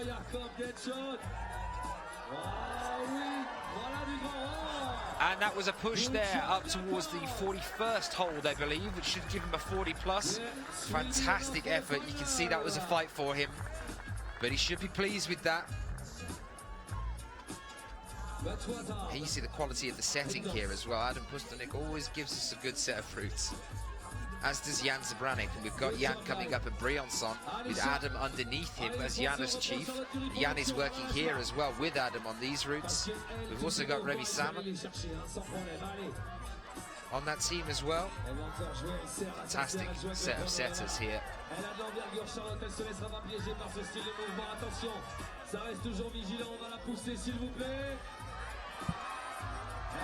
Very impressive here from Charlotte Durif. She's up to the 38th and 39th hole, and it's commentator's curse. I'm so sorry, guys. That was all my fault. Clearly my fault. But that was absolutely fantastic. What an effort there from Charlotte Durif. 38th and 39th hold. Moving up towards the 40th.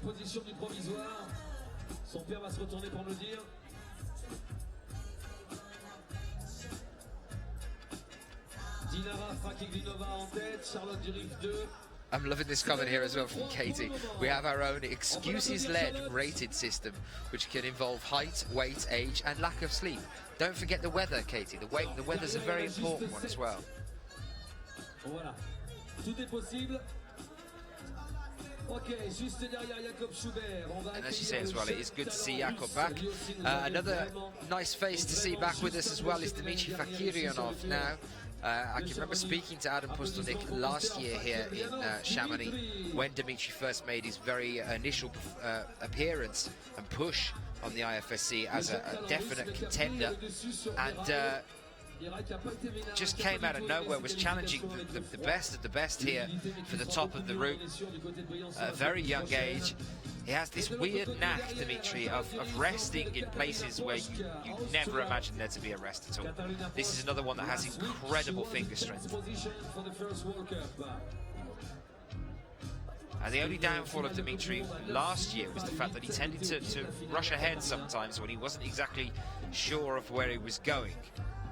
Now, if he takes it slow and steady and indulges himself with those rests at strange points and positions on the wall, like we have seen him do, if he takes it slow, he's a very, very impressive, competent lead climber at a very young age as well. So, potential challenger for the crown here on the right-hand side. And Katarina Posch, always a contender. Always with that wrist strapped up, the right wrist. It's skin coloured, but we can still see it.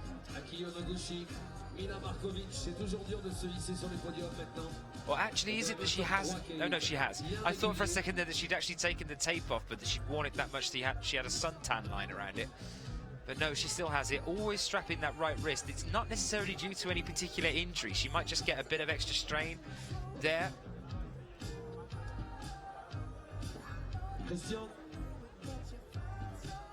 Interesting shout out from Sheila here as well, talking about Charlotte Durif, an incredible performance just, saying she's been bouldering a lot over in the US in the past year. She came second in the French national champs, as she timed out in the penultimate move. Tough call. We do have a time limit here that we do employ. It only really comes into a serious usage, or the only time I've seen it come into usage is in the finals. 8 minutes allotted time in the finals. I've seen Jakob, I believe with you, Sheila, called down from a wall.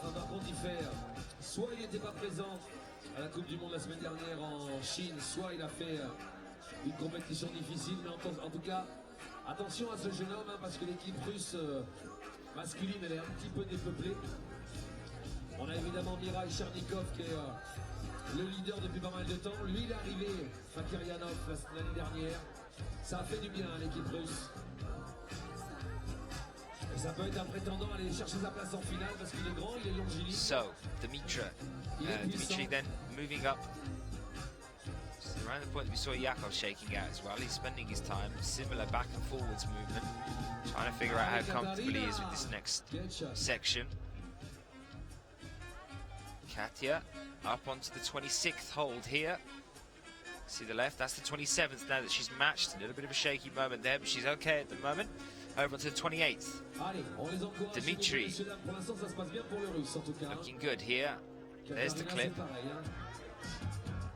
Up here, sends the leg down. Is he going to do the same thing we saw from Jakob, or is he going to move up a bit higher? Regardez, elle est quand même puissante, hein. Elle n'a pas galéré, il n'y a pas eu de moment d'hésitation. Grosse école autrichienne. Voilà, petit retour en arrière pour Fakirionov. Un petit coup du yo-yo. Up with the left.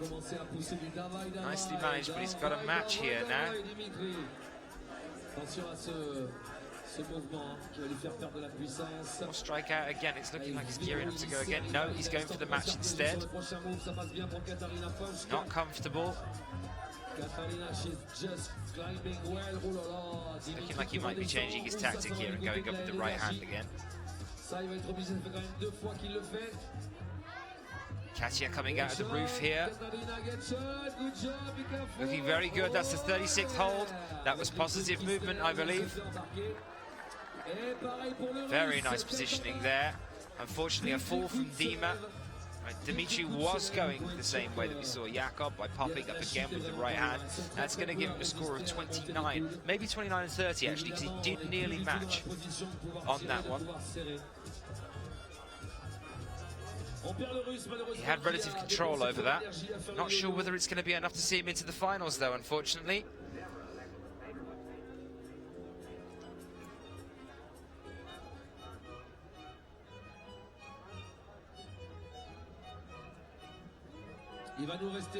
Here are your standings at the moment. So the high point on the men's wall is resting with Jakob Schubert with 40 plus. Romain Desgrange then in second with 39 plus. Thomas Ballet with 32 plus. Domen Skofic in fourth with 29. Magnus Bitbo in fifth with 28 plus. Urban Primozic in sixth with 28 plus. They're split on countback clearly. In seventh place, Akito Matsushima with 27 plus. In eighth place, Sebastian Helenki with 27 plus. And that is your cutoff point, ladies and gents. We only take 8 of them through to the finals. So at the moment, you've got to get higher than 27 plus, which is, funnily enough, taking the hold that we just saw Dmitry Fakiryanov struggling with. But Dmitry did take it, so I believe that that will have just knocked Sebastian Helenki out when it gets updated. We'll see Dmitry going into that final 8, but only just.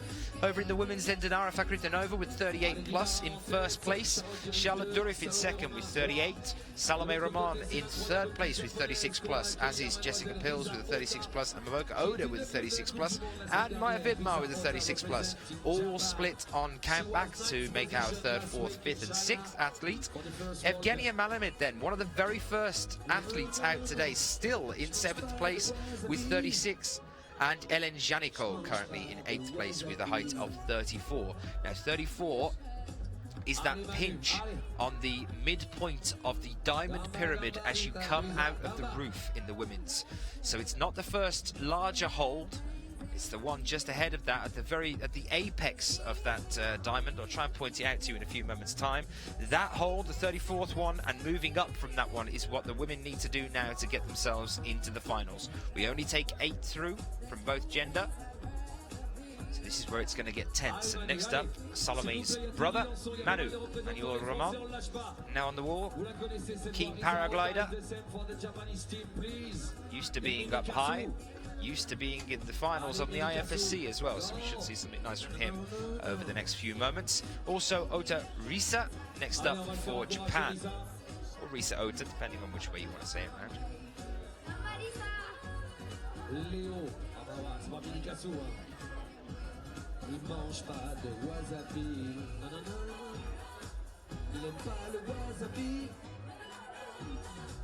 Allez Manu, il est bien Manu, il faut qu'il arrive à se détendre un petit peu, mais pour le moment ça se passe bien.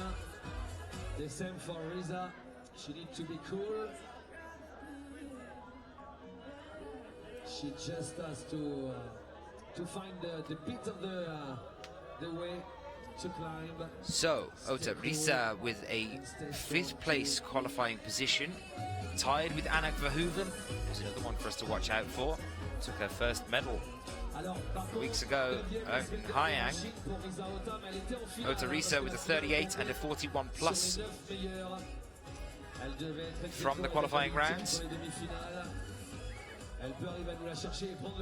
Has become a frequent face again on the IFSC, 21 years old from Yamaguchi. 9th place at the World Cup lead in Hayang just recently, just missed out on that final. Made her first set of finals last year with the IFSC, once in Mokpo and once in Uyang. Mano now fighting here. Remember, taking that hold that's just appeared at the top of the screen there, that blob just ahead of us is the 28th hold. Taking that and moving past it is what will put him into the finals. Shaky right leg here now.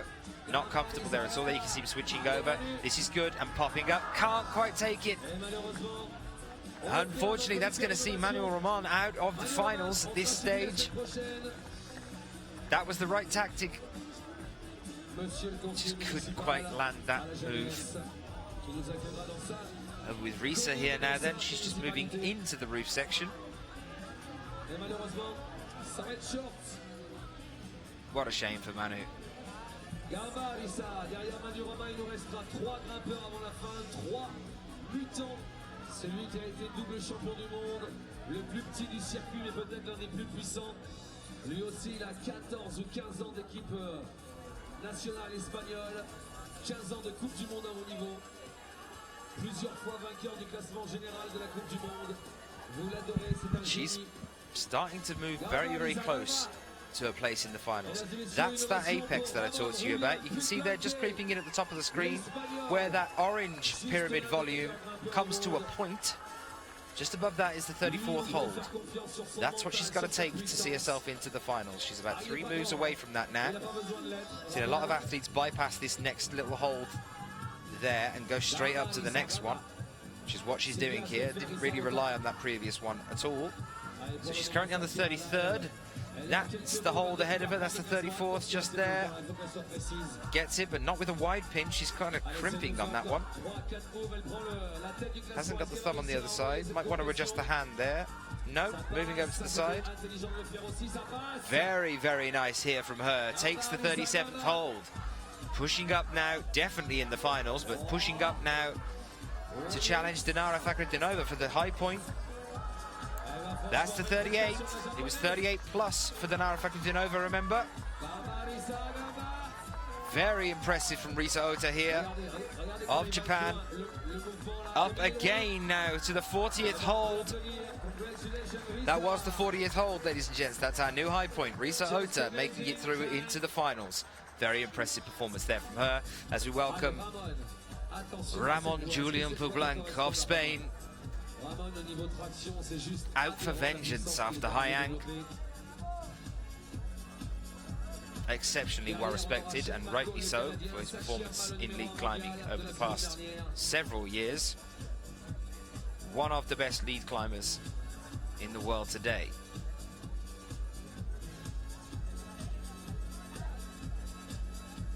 C'est pas parce que je vous annonce l'un des meilleurs grimpeurs au monde qu'il faut vous détendre et se dire bon bah c'est bon, Ramon va arriver en haut.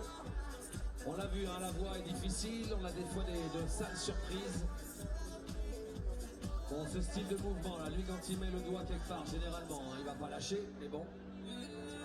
De l'autre côté, elle est jeune, elle est junior première année, elle a fait le premier podium de sa carrière en Coupe du Monde. La semaine dernière, elle vient de Belgique. Applaudissements s'il vous plaît pour Anna Verhoeven, junior première année, 3e la semaine dernière en Chine. So Ramon Julian up into the tough section here. Now he'll be one that won't have much of a problem at all with the crimps. Very, very light, exceptionally strong hands. Tendons in those fingers. Alors pour le contest de vitesse, vous allez vous inscrire sous la tente de la vallée du Trien, vers la buvette, pour tous les jeunes qui ont moins de 16 ans. But what he might have a problem with is as he moves up towards our point that we know is our cut-off, the 28th hold, one, he'll have a problem with the reach there, potentially. He's probably going to have to match it, move up in a more static approach instead of doing a quick 1-2 like we saw from Jakob earlier on, and from Dimitri just a few moments ago, trying to do the same thing. He won't have quite as big a reach, so he might have to take it a little bit more static. The other thing he might have a problem with is moving up around the 27th and 28th hold, because he does have this tendency to hesitate. If he doesn't feel comfortable taking it in a static manner and being controlled in the way that he's climbing, he can move backwards and forwards quite a bit and end up wearing himself out. He's got an exceptionally high level of endurance. He is a phenomenal athlete, but he does doubt sometimes his own ability, so we'll wait and see what happens. Here we see, this is the pause here now.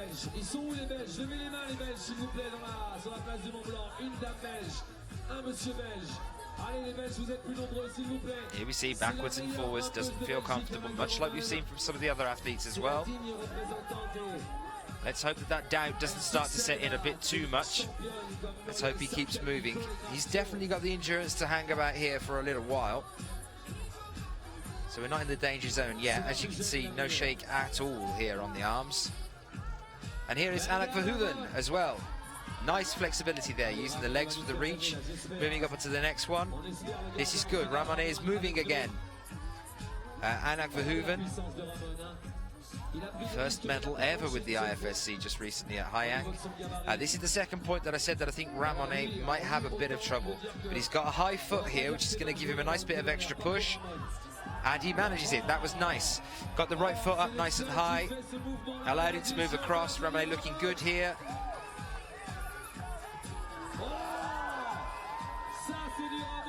Very nice from Ramonet. Moving across here then.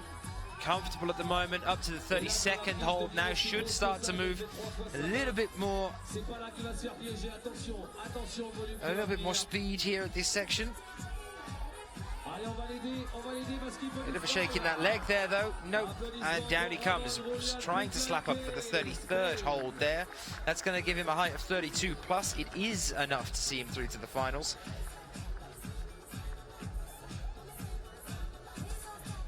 But no top. No tops at all so far today.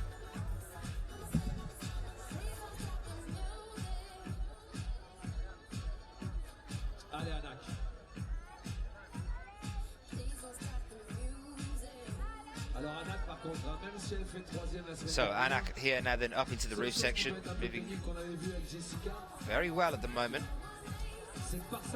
That's the 28th hold she's taking there. If she can match, that's 29 as well, which she has done. Seems relatively comfortable because she's clipping in from there.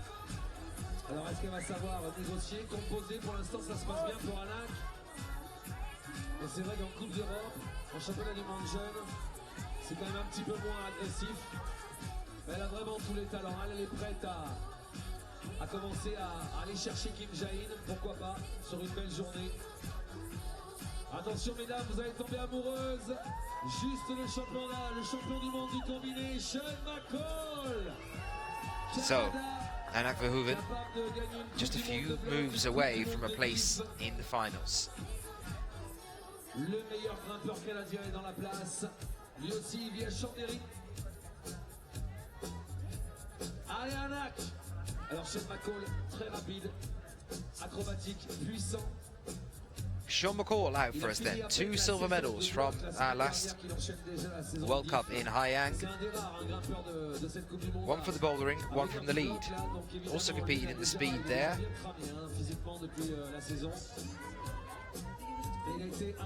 Sean manages to encompass all 3 disciplines in sport climbing. This is Anak Verhoeven, just a few moves away now. It's going to start that high point now, and that cut to the final is going to start moving onto that hold she's just taken right there. So she's moving up past the 36 plus group into the very, very upper section. This is seeing her into another final here with the IFSC. Anak looking good here. Up to the 38th, 39th. That's the 40th hold. Slipping again, just like we've seen from a lot of the other female athletes at that point, but more than enough to see her through to the final with a height of 40.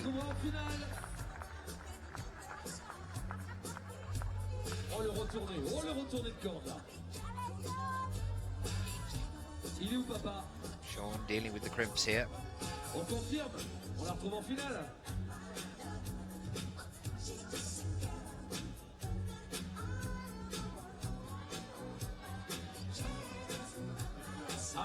Bit of a shake in that right leg. Uncomfortable footing here.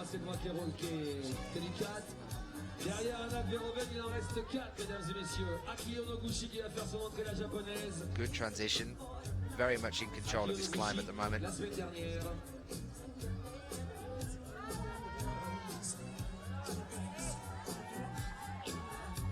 Big move onto the 25th hold. Manages it very well. Into this clip then.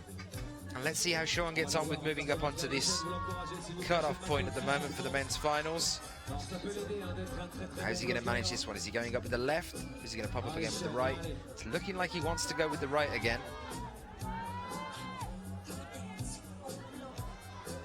Very high foot there. Interesting. Different beater we haven't seen.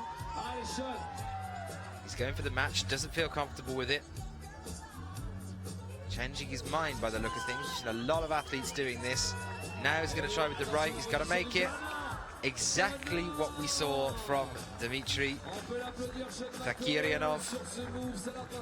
Just misreading the beater there at that point. I mean, it can be done with the match. We've seen somebody move past with the match earlier on today.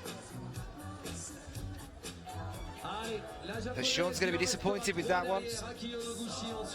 He took the 28th hold, but it's likely not to be quite enough to see him forward into the finals. Next up for the men's will be Sachi Ama, the very final male athlete out for us today.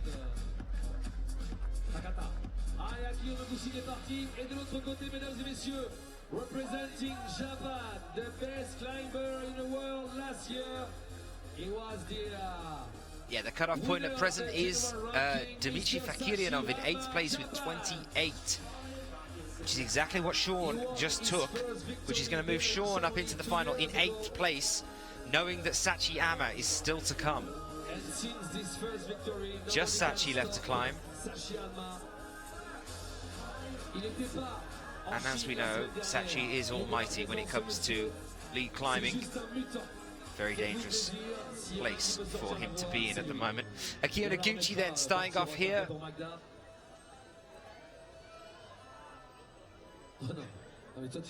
Very, very impressive season on the bouldering.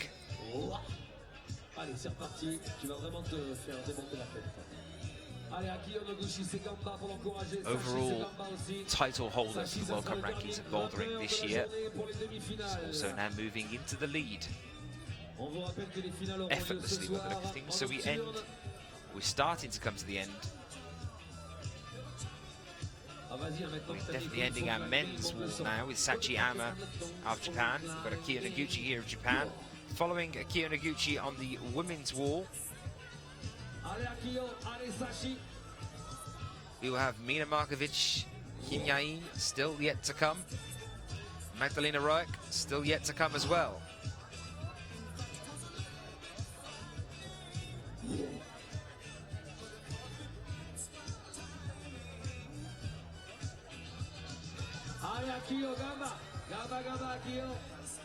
In the women's end, the cut-off point is currently sitting at that 36 plus point with Maya Vidmar at the moment,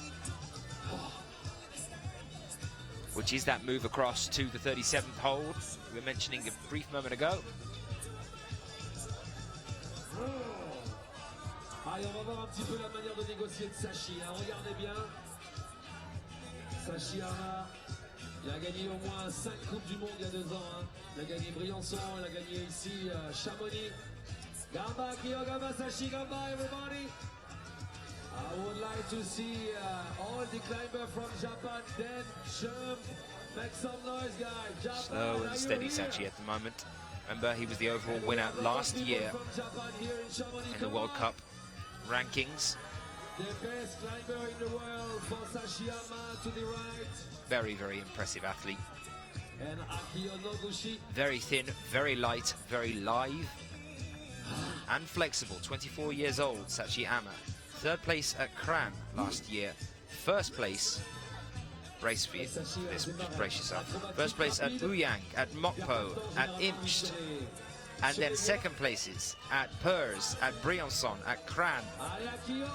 And another 3rd place at Inzai just recently before that. So 1, 2, 3, 4, 5, 6 podium positions throughout last year. Puts Sachi 2nd on the world rankings at present. 1st in the World Cup rankings from last year.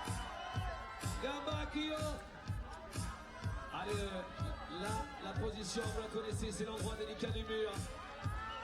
Ils parlent pas du tout français les deux, on peut dire ce qu'on veut. Akio Noguchi, elle tient, elle résiste.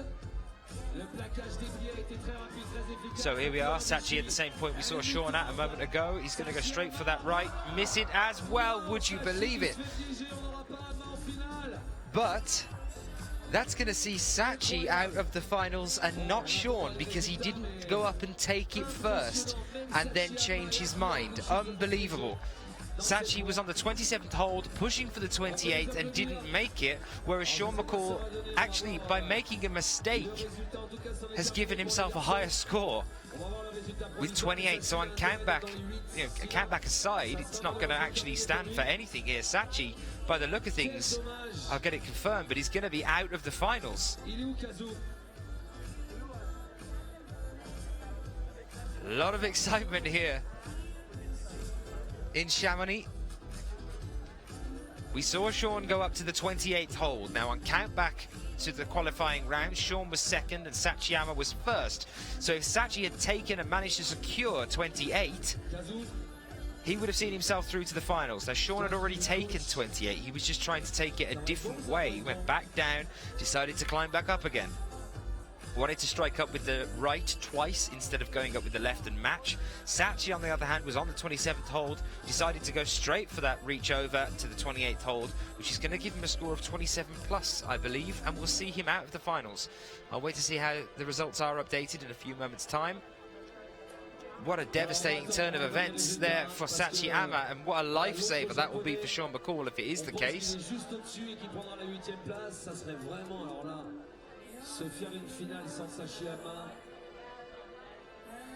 Skin of the teeth territory there.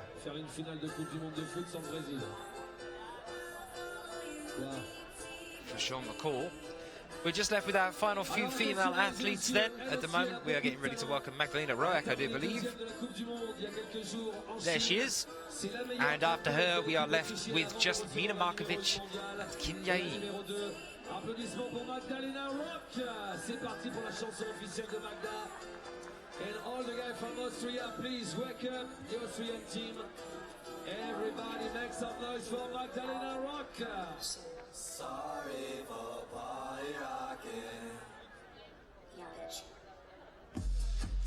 So Magdalena Roak takes her attempt now on the semi-final route here in Chamonix. Hopefully you guys are all enjoying back at home. Just a few more female athletes to go and then we will know who our finalists are for tonight.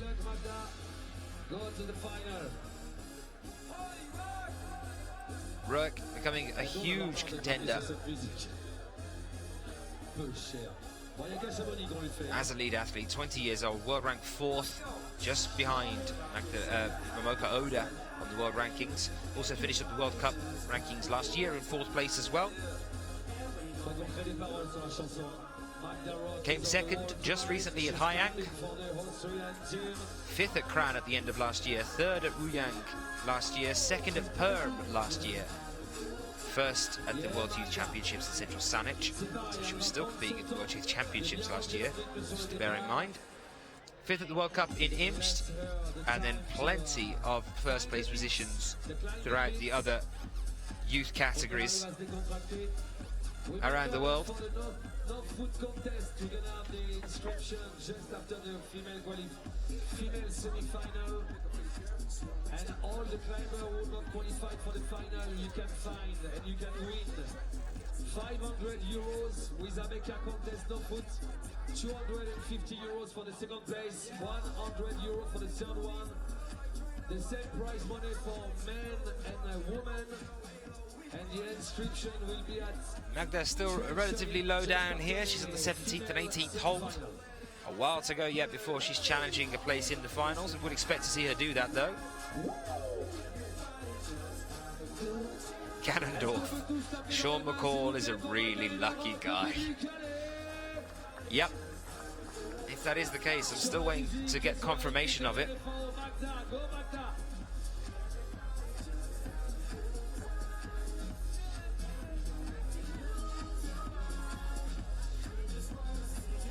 La différence de certaines autres, hein, elle est quand même moins bien rentrée dans le...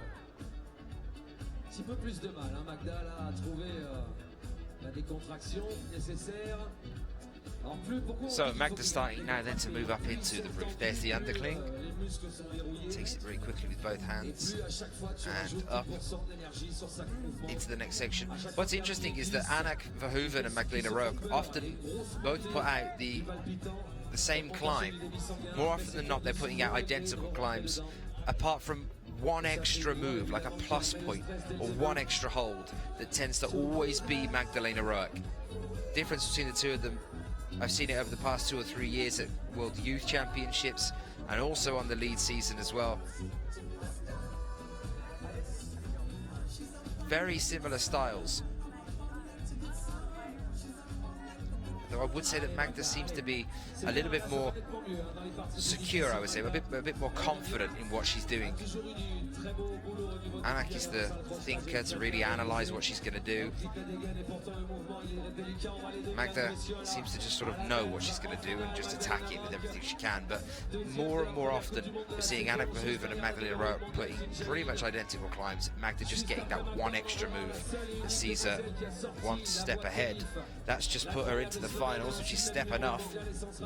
That's the 37th hold, which puts her ahead of the 36 plus groups. Some really interesting heel hooks coming out of her here. They're definitely working. She's now up to the 38th and 39th hold. That's 40 now. And that's 41. That was a hand to 41, but I'm not sure whether it'll be given or not. If it is, it'll put her right at the very top there. Fantastic effort there from Magdalena Roa.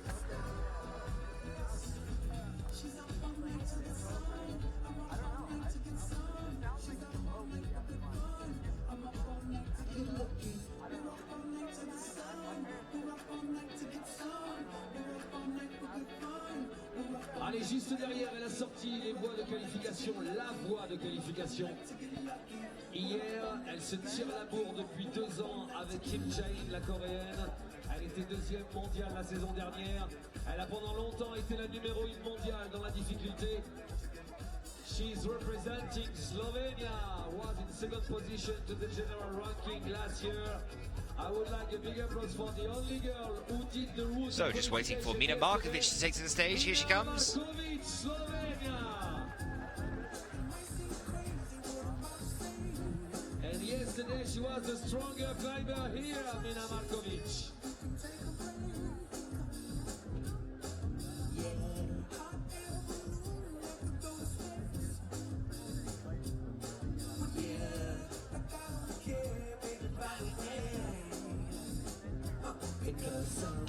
Well, Mina Markovic then takes to the stage, the only athlete to top out in the qualifying rounds yesterday. We haven't seen a single top here today, so maybe she can be the lady to give it to us.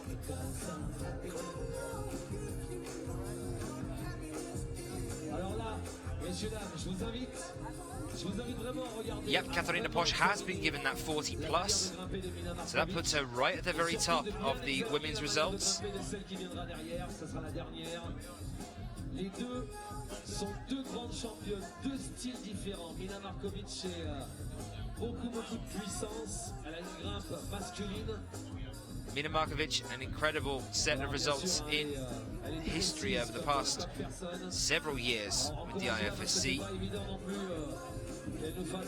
Has on many occasions been world ranked #1 or won the World Cup ranking of that year. She's 26 years old. She's currently world ranked #2. She ended up at the World Cup rankings the end of last year in 2nd place as well. But the year before that, in 2012, she was 1st. And it's become this battle between her and Kim Jae-in over the past few years to be Queen of Lead Climbing. It's one that we watch every year with anticipation and excitement. They get on very well. There's no love lost between the two of them, but it's just great to see these two athletes at the very peak of their game, always at the very upper tier of the other athletes that are gathered to fight it out for a place at the top of the podium.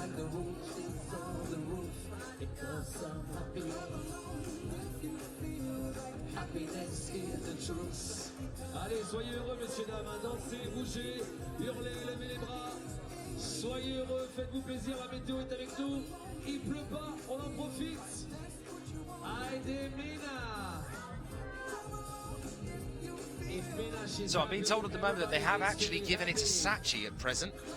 Sachi Ama. I'm not entirely sure why that is, and we've seen here on the Twitter feed as well, Sheila saying for now they give Sachi above Sean. I think we'll have an appeal. I think we could potentially have an appeal, definitely. On the IFSC website, both get 28, so Sachi ahead on countback. Well, that depends on whether you say that Sachi controlled 28 or not on that reach over.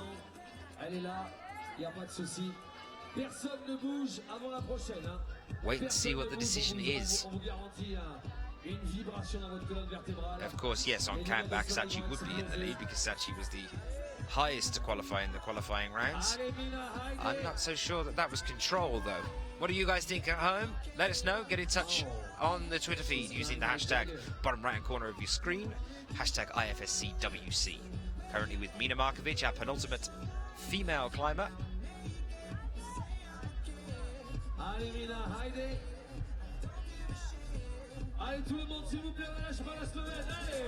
Roughly 4 or 5 moves away from placing herself into the finals here. Got to keep a focus here as she moves through this next tricky sequence as she comes out of the roof and into a slightly flatter section of the wall.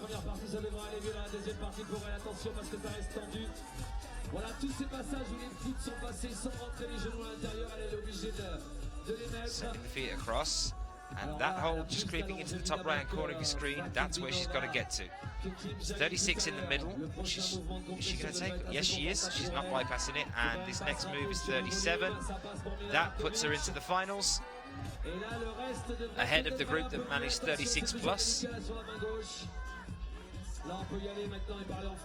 Mina going for a toe instead of a heel here. It's a little bit more awkward. Now she's switching to the heel. Wasn't that interesting that Magdalena Roek, an athlete that's by far much less experienced than Mina Markovic, spotted that heel hook straight away, whereas Mina tried it with the toe first and then switched. Just goes to show the standard that Magda is climbing at the moment.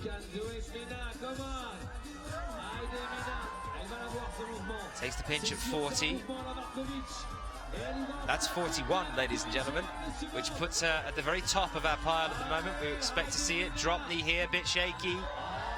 Manages to stick it though, up to the 42nd hold. That's 43 now with the second hand coming up on the left. There's a total of 53 here though. See, all of us are getting excited about getting up onto the 43rd hold. There's another 10 holes to go yet. Haven't even seen this section of the route. Undercling here on 44. She's got a clip just by her head. She's got to remember that one. Looking very good here. Lots of support from the crowd. 45th hold there with the left hand. Looking strong, Mina.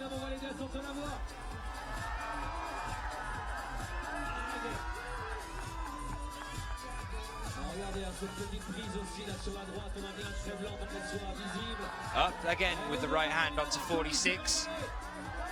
Looking a little bit strange now, but not too bad. She's still got the control of this. Switching the foot into a heel hook here. Matching, can't quite manage it, but an incredible effort there from Mina Markovic of Slovenia. She's in first position. Amazing Mina Markovic. Ramon's going to be very happy with that one. She should be too. That was the 47th hold. There is Ramon moving through the crowd with his camera. That's the Slovenian coach. Height of 47.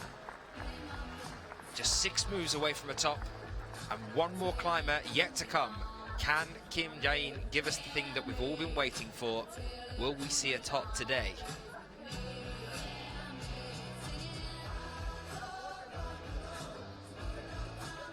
Mont Blanc hiding in the background.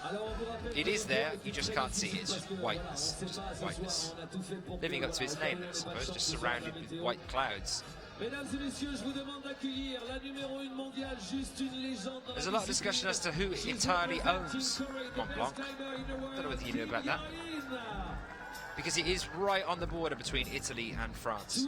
Italy believes that the cut-off point between Italian soil and French soil is over the top of the mountain, and the French do not agree. In Italian, it's called Monte Bianco, and in French, it's called Mont Blanc. And it is a very, very big mountain. Well done to Mina from Katie's Sokolowska. I'm going to get your last name right eventually. You're with us so often, I'm just going to keep it at Katie, I think. But support coming in there. Moika saying I think it should be Sean above Sachi, but Mina seems pumped up, not used to it maybe. Incredible climb, even if she was getting a little bit pumped towards the end. Cam's thinking certainly not control from Sachi. So I'm guessing he's siding with Sean there on that one. Interesting, we'll see if an appeal does come into play and what happens here.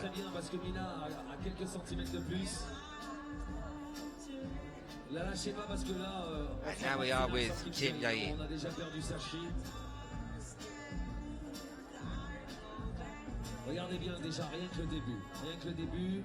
This is a moment to just pop the kettle on. You've got a couple of minutes now. Just wait to see Kim getting up towards the top of the wall. Go put the kettle on, and then come back and put your feet up and relax as we see Kim Jae-in approach the top of the wall.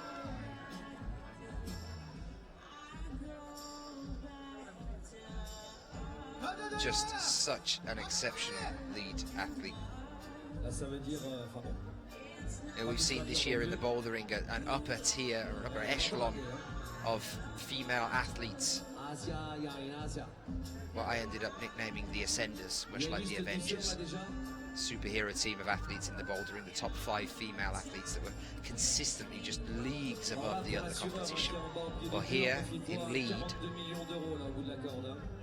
you're watching one of our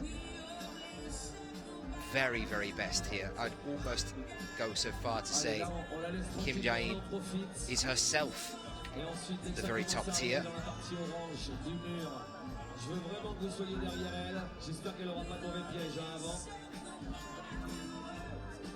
Voilà, déjà, regardez le balancier, regardez la canne à pêche là.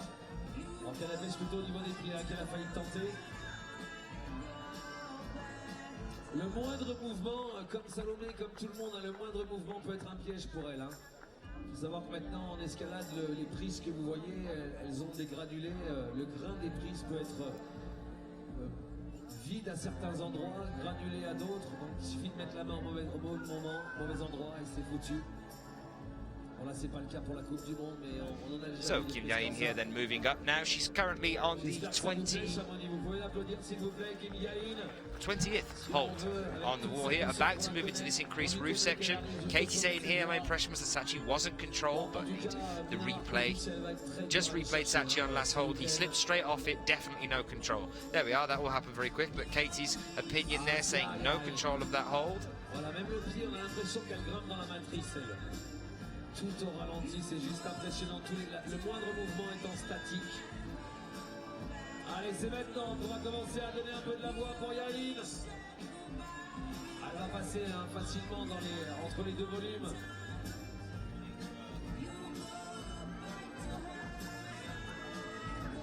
C'est dès le 3e volume gris là-bas que ça va être un peu dur sur la compression, un peu loin pour elle. So Kim takes the undercling here, foot up, and then takes it with the second hand to match. Now moving into a slightly trickier section. We have seen Kim Jae-in do plenty of bouldering competitions. She's going to be used to a blockier style on this move across and out of the roof in a little while.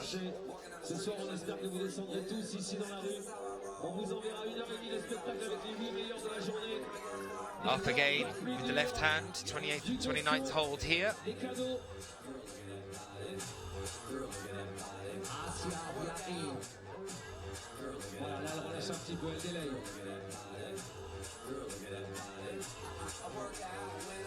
Up to the 30th. Also had that knee injury last year in Mio. I don't know whether any of you have seen that interview that the IFSC retweeted just recently with her. I think it was called something like Gangnam Style Makes Me Sad. But it was a very nice, long interview with Jae-in about her love of climbing, the passion of it, and the injury that she sustained last year in Mio, the ACL ligament being torn a little bit in her knee. It does require an operation, although she has said that the doctors are implying that the muscular structuring around her knee gave a lot of support. You can see she's got it strapped there now, the right knee. The muscle structure around her knee gave her a lot of support, helping to reduce the amount of damage that was done as she jumped down from the boulder wall in Mio. Ooh, big risk, big risk. Not the kind of thing we expect to see from Kim Jae-in. Feet coming away from the wall. She's okay, back in, back on, got the heel hook on again, but that's a point in the final now. So Jae-in is in the final. Takes the 37th hold, up to the 38th. Are we going to manage to see a top today? Anyway, going back to that knee conversation, yes, she has to have an operation.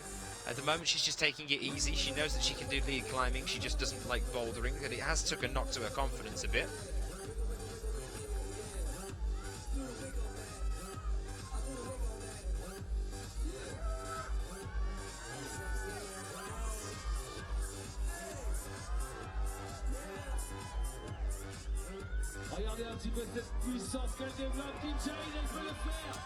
Okay, looking good here at the moment. She's up to the 43rd hold. Here you see the cutoff. When we're talking about that upper tier of athletes, Mina Markovic and Kim Jae-in managing to get up to this stage. A moment now to take a rest before she moves ahead. You can feel that she has enough power to do the route. Come on, Kim. Everybody, please clap your hand, make some noise. Everybody behind the first and the best climber in the world, Kim Jae-in.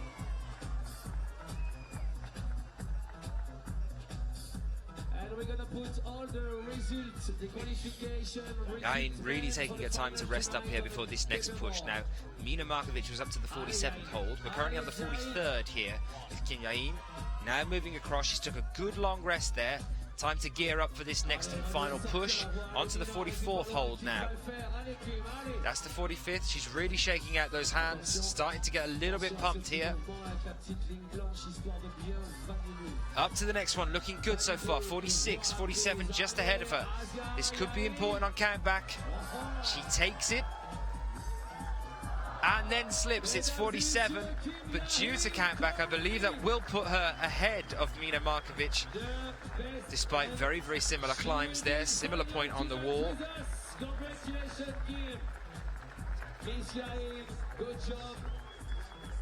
I know a lot of you are waiting to see what's going on between Sean and Sachi. I'm going to go out and see if I can get it confirmed and ask some of the guys out front, the judges.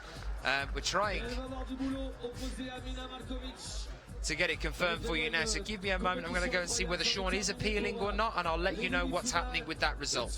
At the moment, we know that Kim Jae-in has just made it through into the finals, so bear with us. I'll be back with you in a tick. This afternoon, and try to win 500 euros. You can come closer from the competition area. We're going to make the inscription in a few minutes. Boulette, Abeka, tu vas nous rejoindre. You're going to do the inscription there, on the speed climbing wall, or near the speed climbing wall. Remember, 500 euro for the first position, 250 for the second, and 100 for the third. And all the young people who wants to make the speed climbing competition under 16 years old, you can make the inscription on the Vallée du Trien area.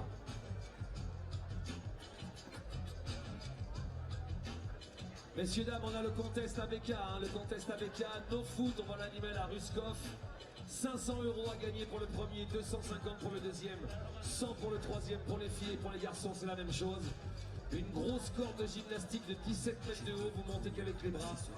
Vous êtes bûcheron, vous êtes paysan, vous êtes bodybuilder, vous avez des gros bras, vous voulez faire le malin, vous voulez plier les grimpeurs en deux. Venez avec nous, vous n'êtes pas licencié, c'est 6 euros. Et de toute façon, on vous offrira bien plus que 6 euros de cadeaux. Et si vous êtes licencié, c'est gratuit.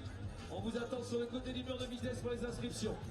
Et pour la vitesse, si tu as moins de 16 ans et que tu veux essayer la voie de vitesse de la Coupe du Monde, il y a le contest de la Vallée du Trien.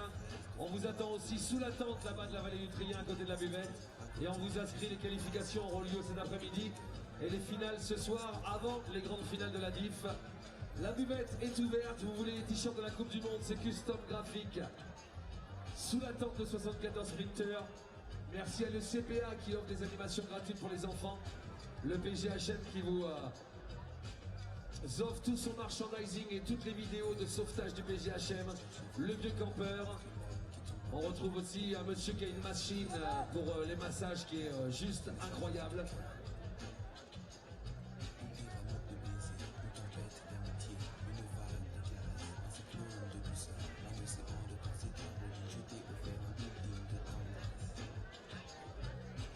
Et Line Spirit qui vous attend aussi sur le stand. So, all the people for the no food contest, come on guys. Et la première tente là-bas c'est Alpes Santé Découverte.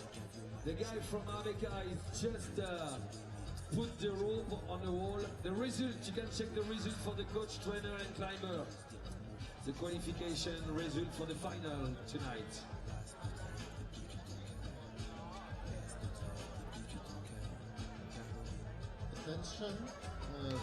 Well, I can tell you guys that at the moment I just have spoken to Sean McCall. He's not entirely sure what he's doing at the moment. He believes that Sachi had took the hold ahead of him, with the same hold as him, and then due to countback, that's why he was out. He's just shook his head and said, no, I'm ninth. So I don't know at the present moment in time whether there will be an appeal from Sean or whether there won't be an appeal from Sean. As we've all looked at it, at the moment, this is what it is for the men's final. So we have Jakob Schubert in first place with a 40+, Ramon de Grange in second with a 39+, Ramon Julien Poplank with a 32+ in third, Thomas Ballet with a 32+ in fourth, Domin Skofic with a 29 in fifth, Magnus Midbo in sixth with 28+, Urban Primozic in seventh makes the final with a 28+, and Sachi Ama at the moment with the 28, due to count back.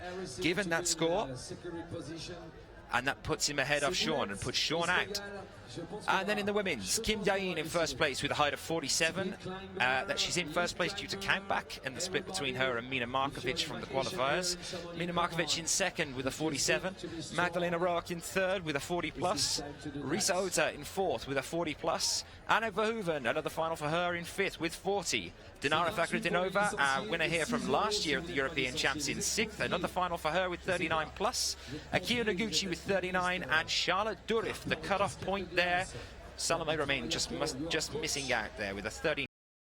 Time to us here at the venue. Thanks for being with us. Keep tweeting, keep busy, keep paying attention. The start is at 9 o'clock tonight, but we'll be with you from 8:45. So we'll see you later on tonight. See you soon.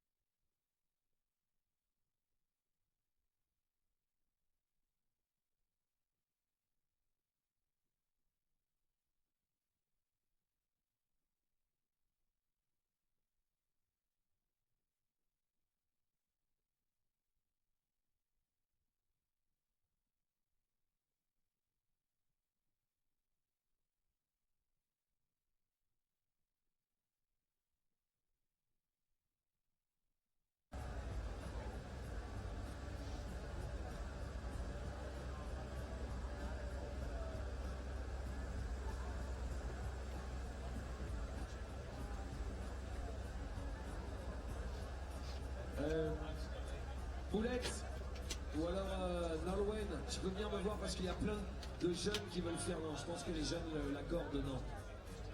Les jeunes, il y a la vitesse. Non, les jeunes, attends, et de toute façon ça sert à rien, le but c'est d'aller gagner de l'argent. On donne pas d'argent aux enfants. Pas d'argent pour les enfants. Nolwenn, tu prends les enfants.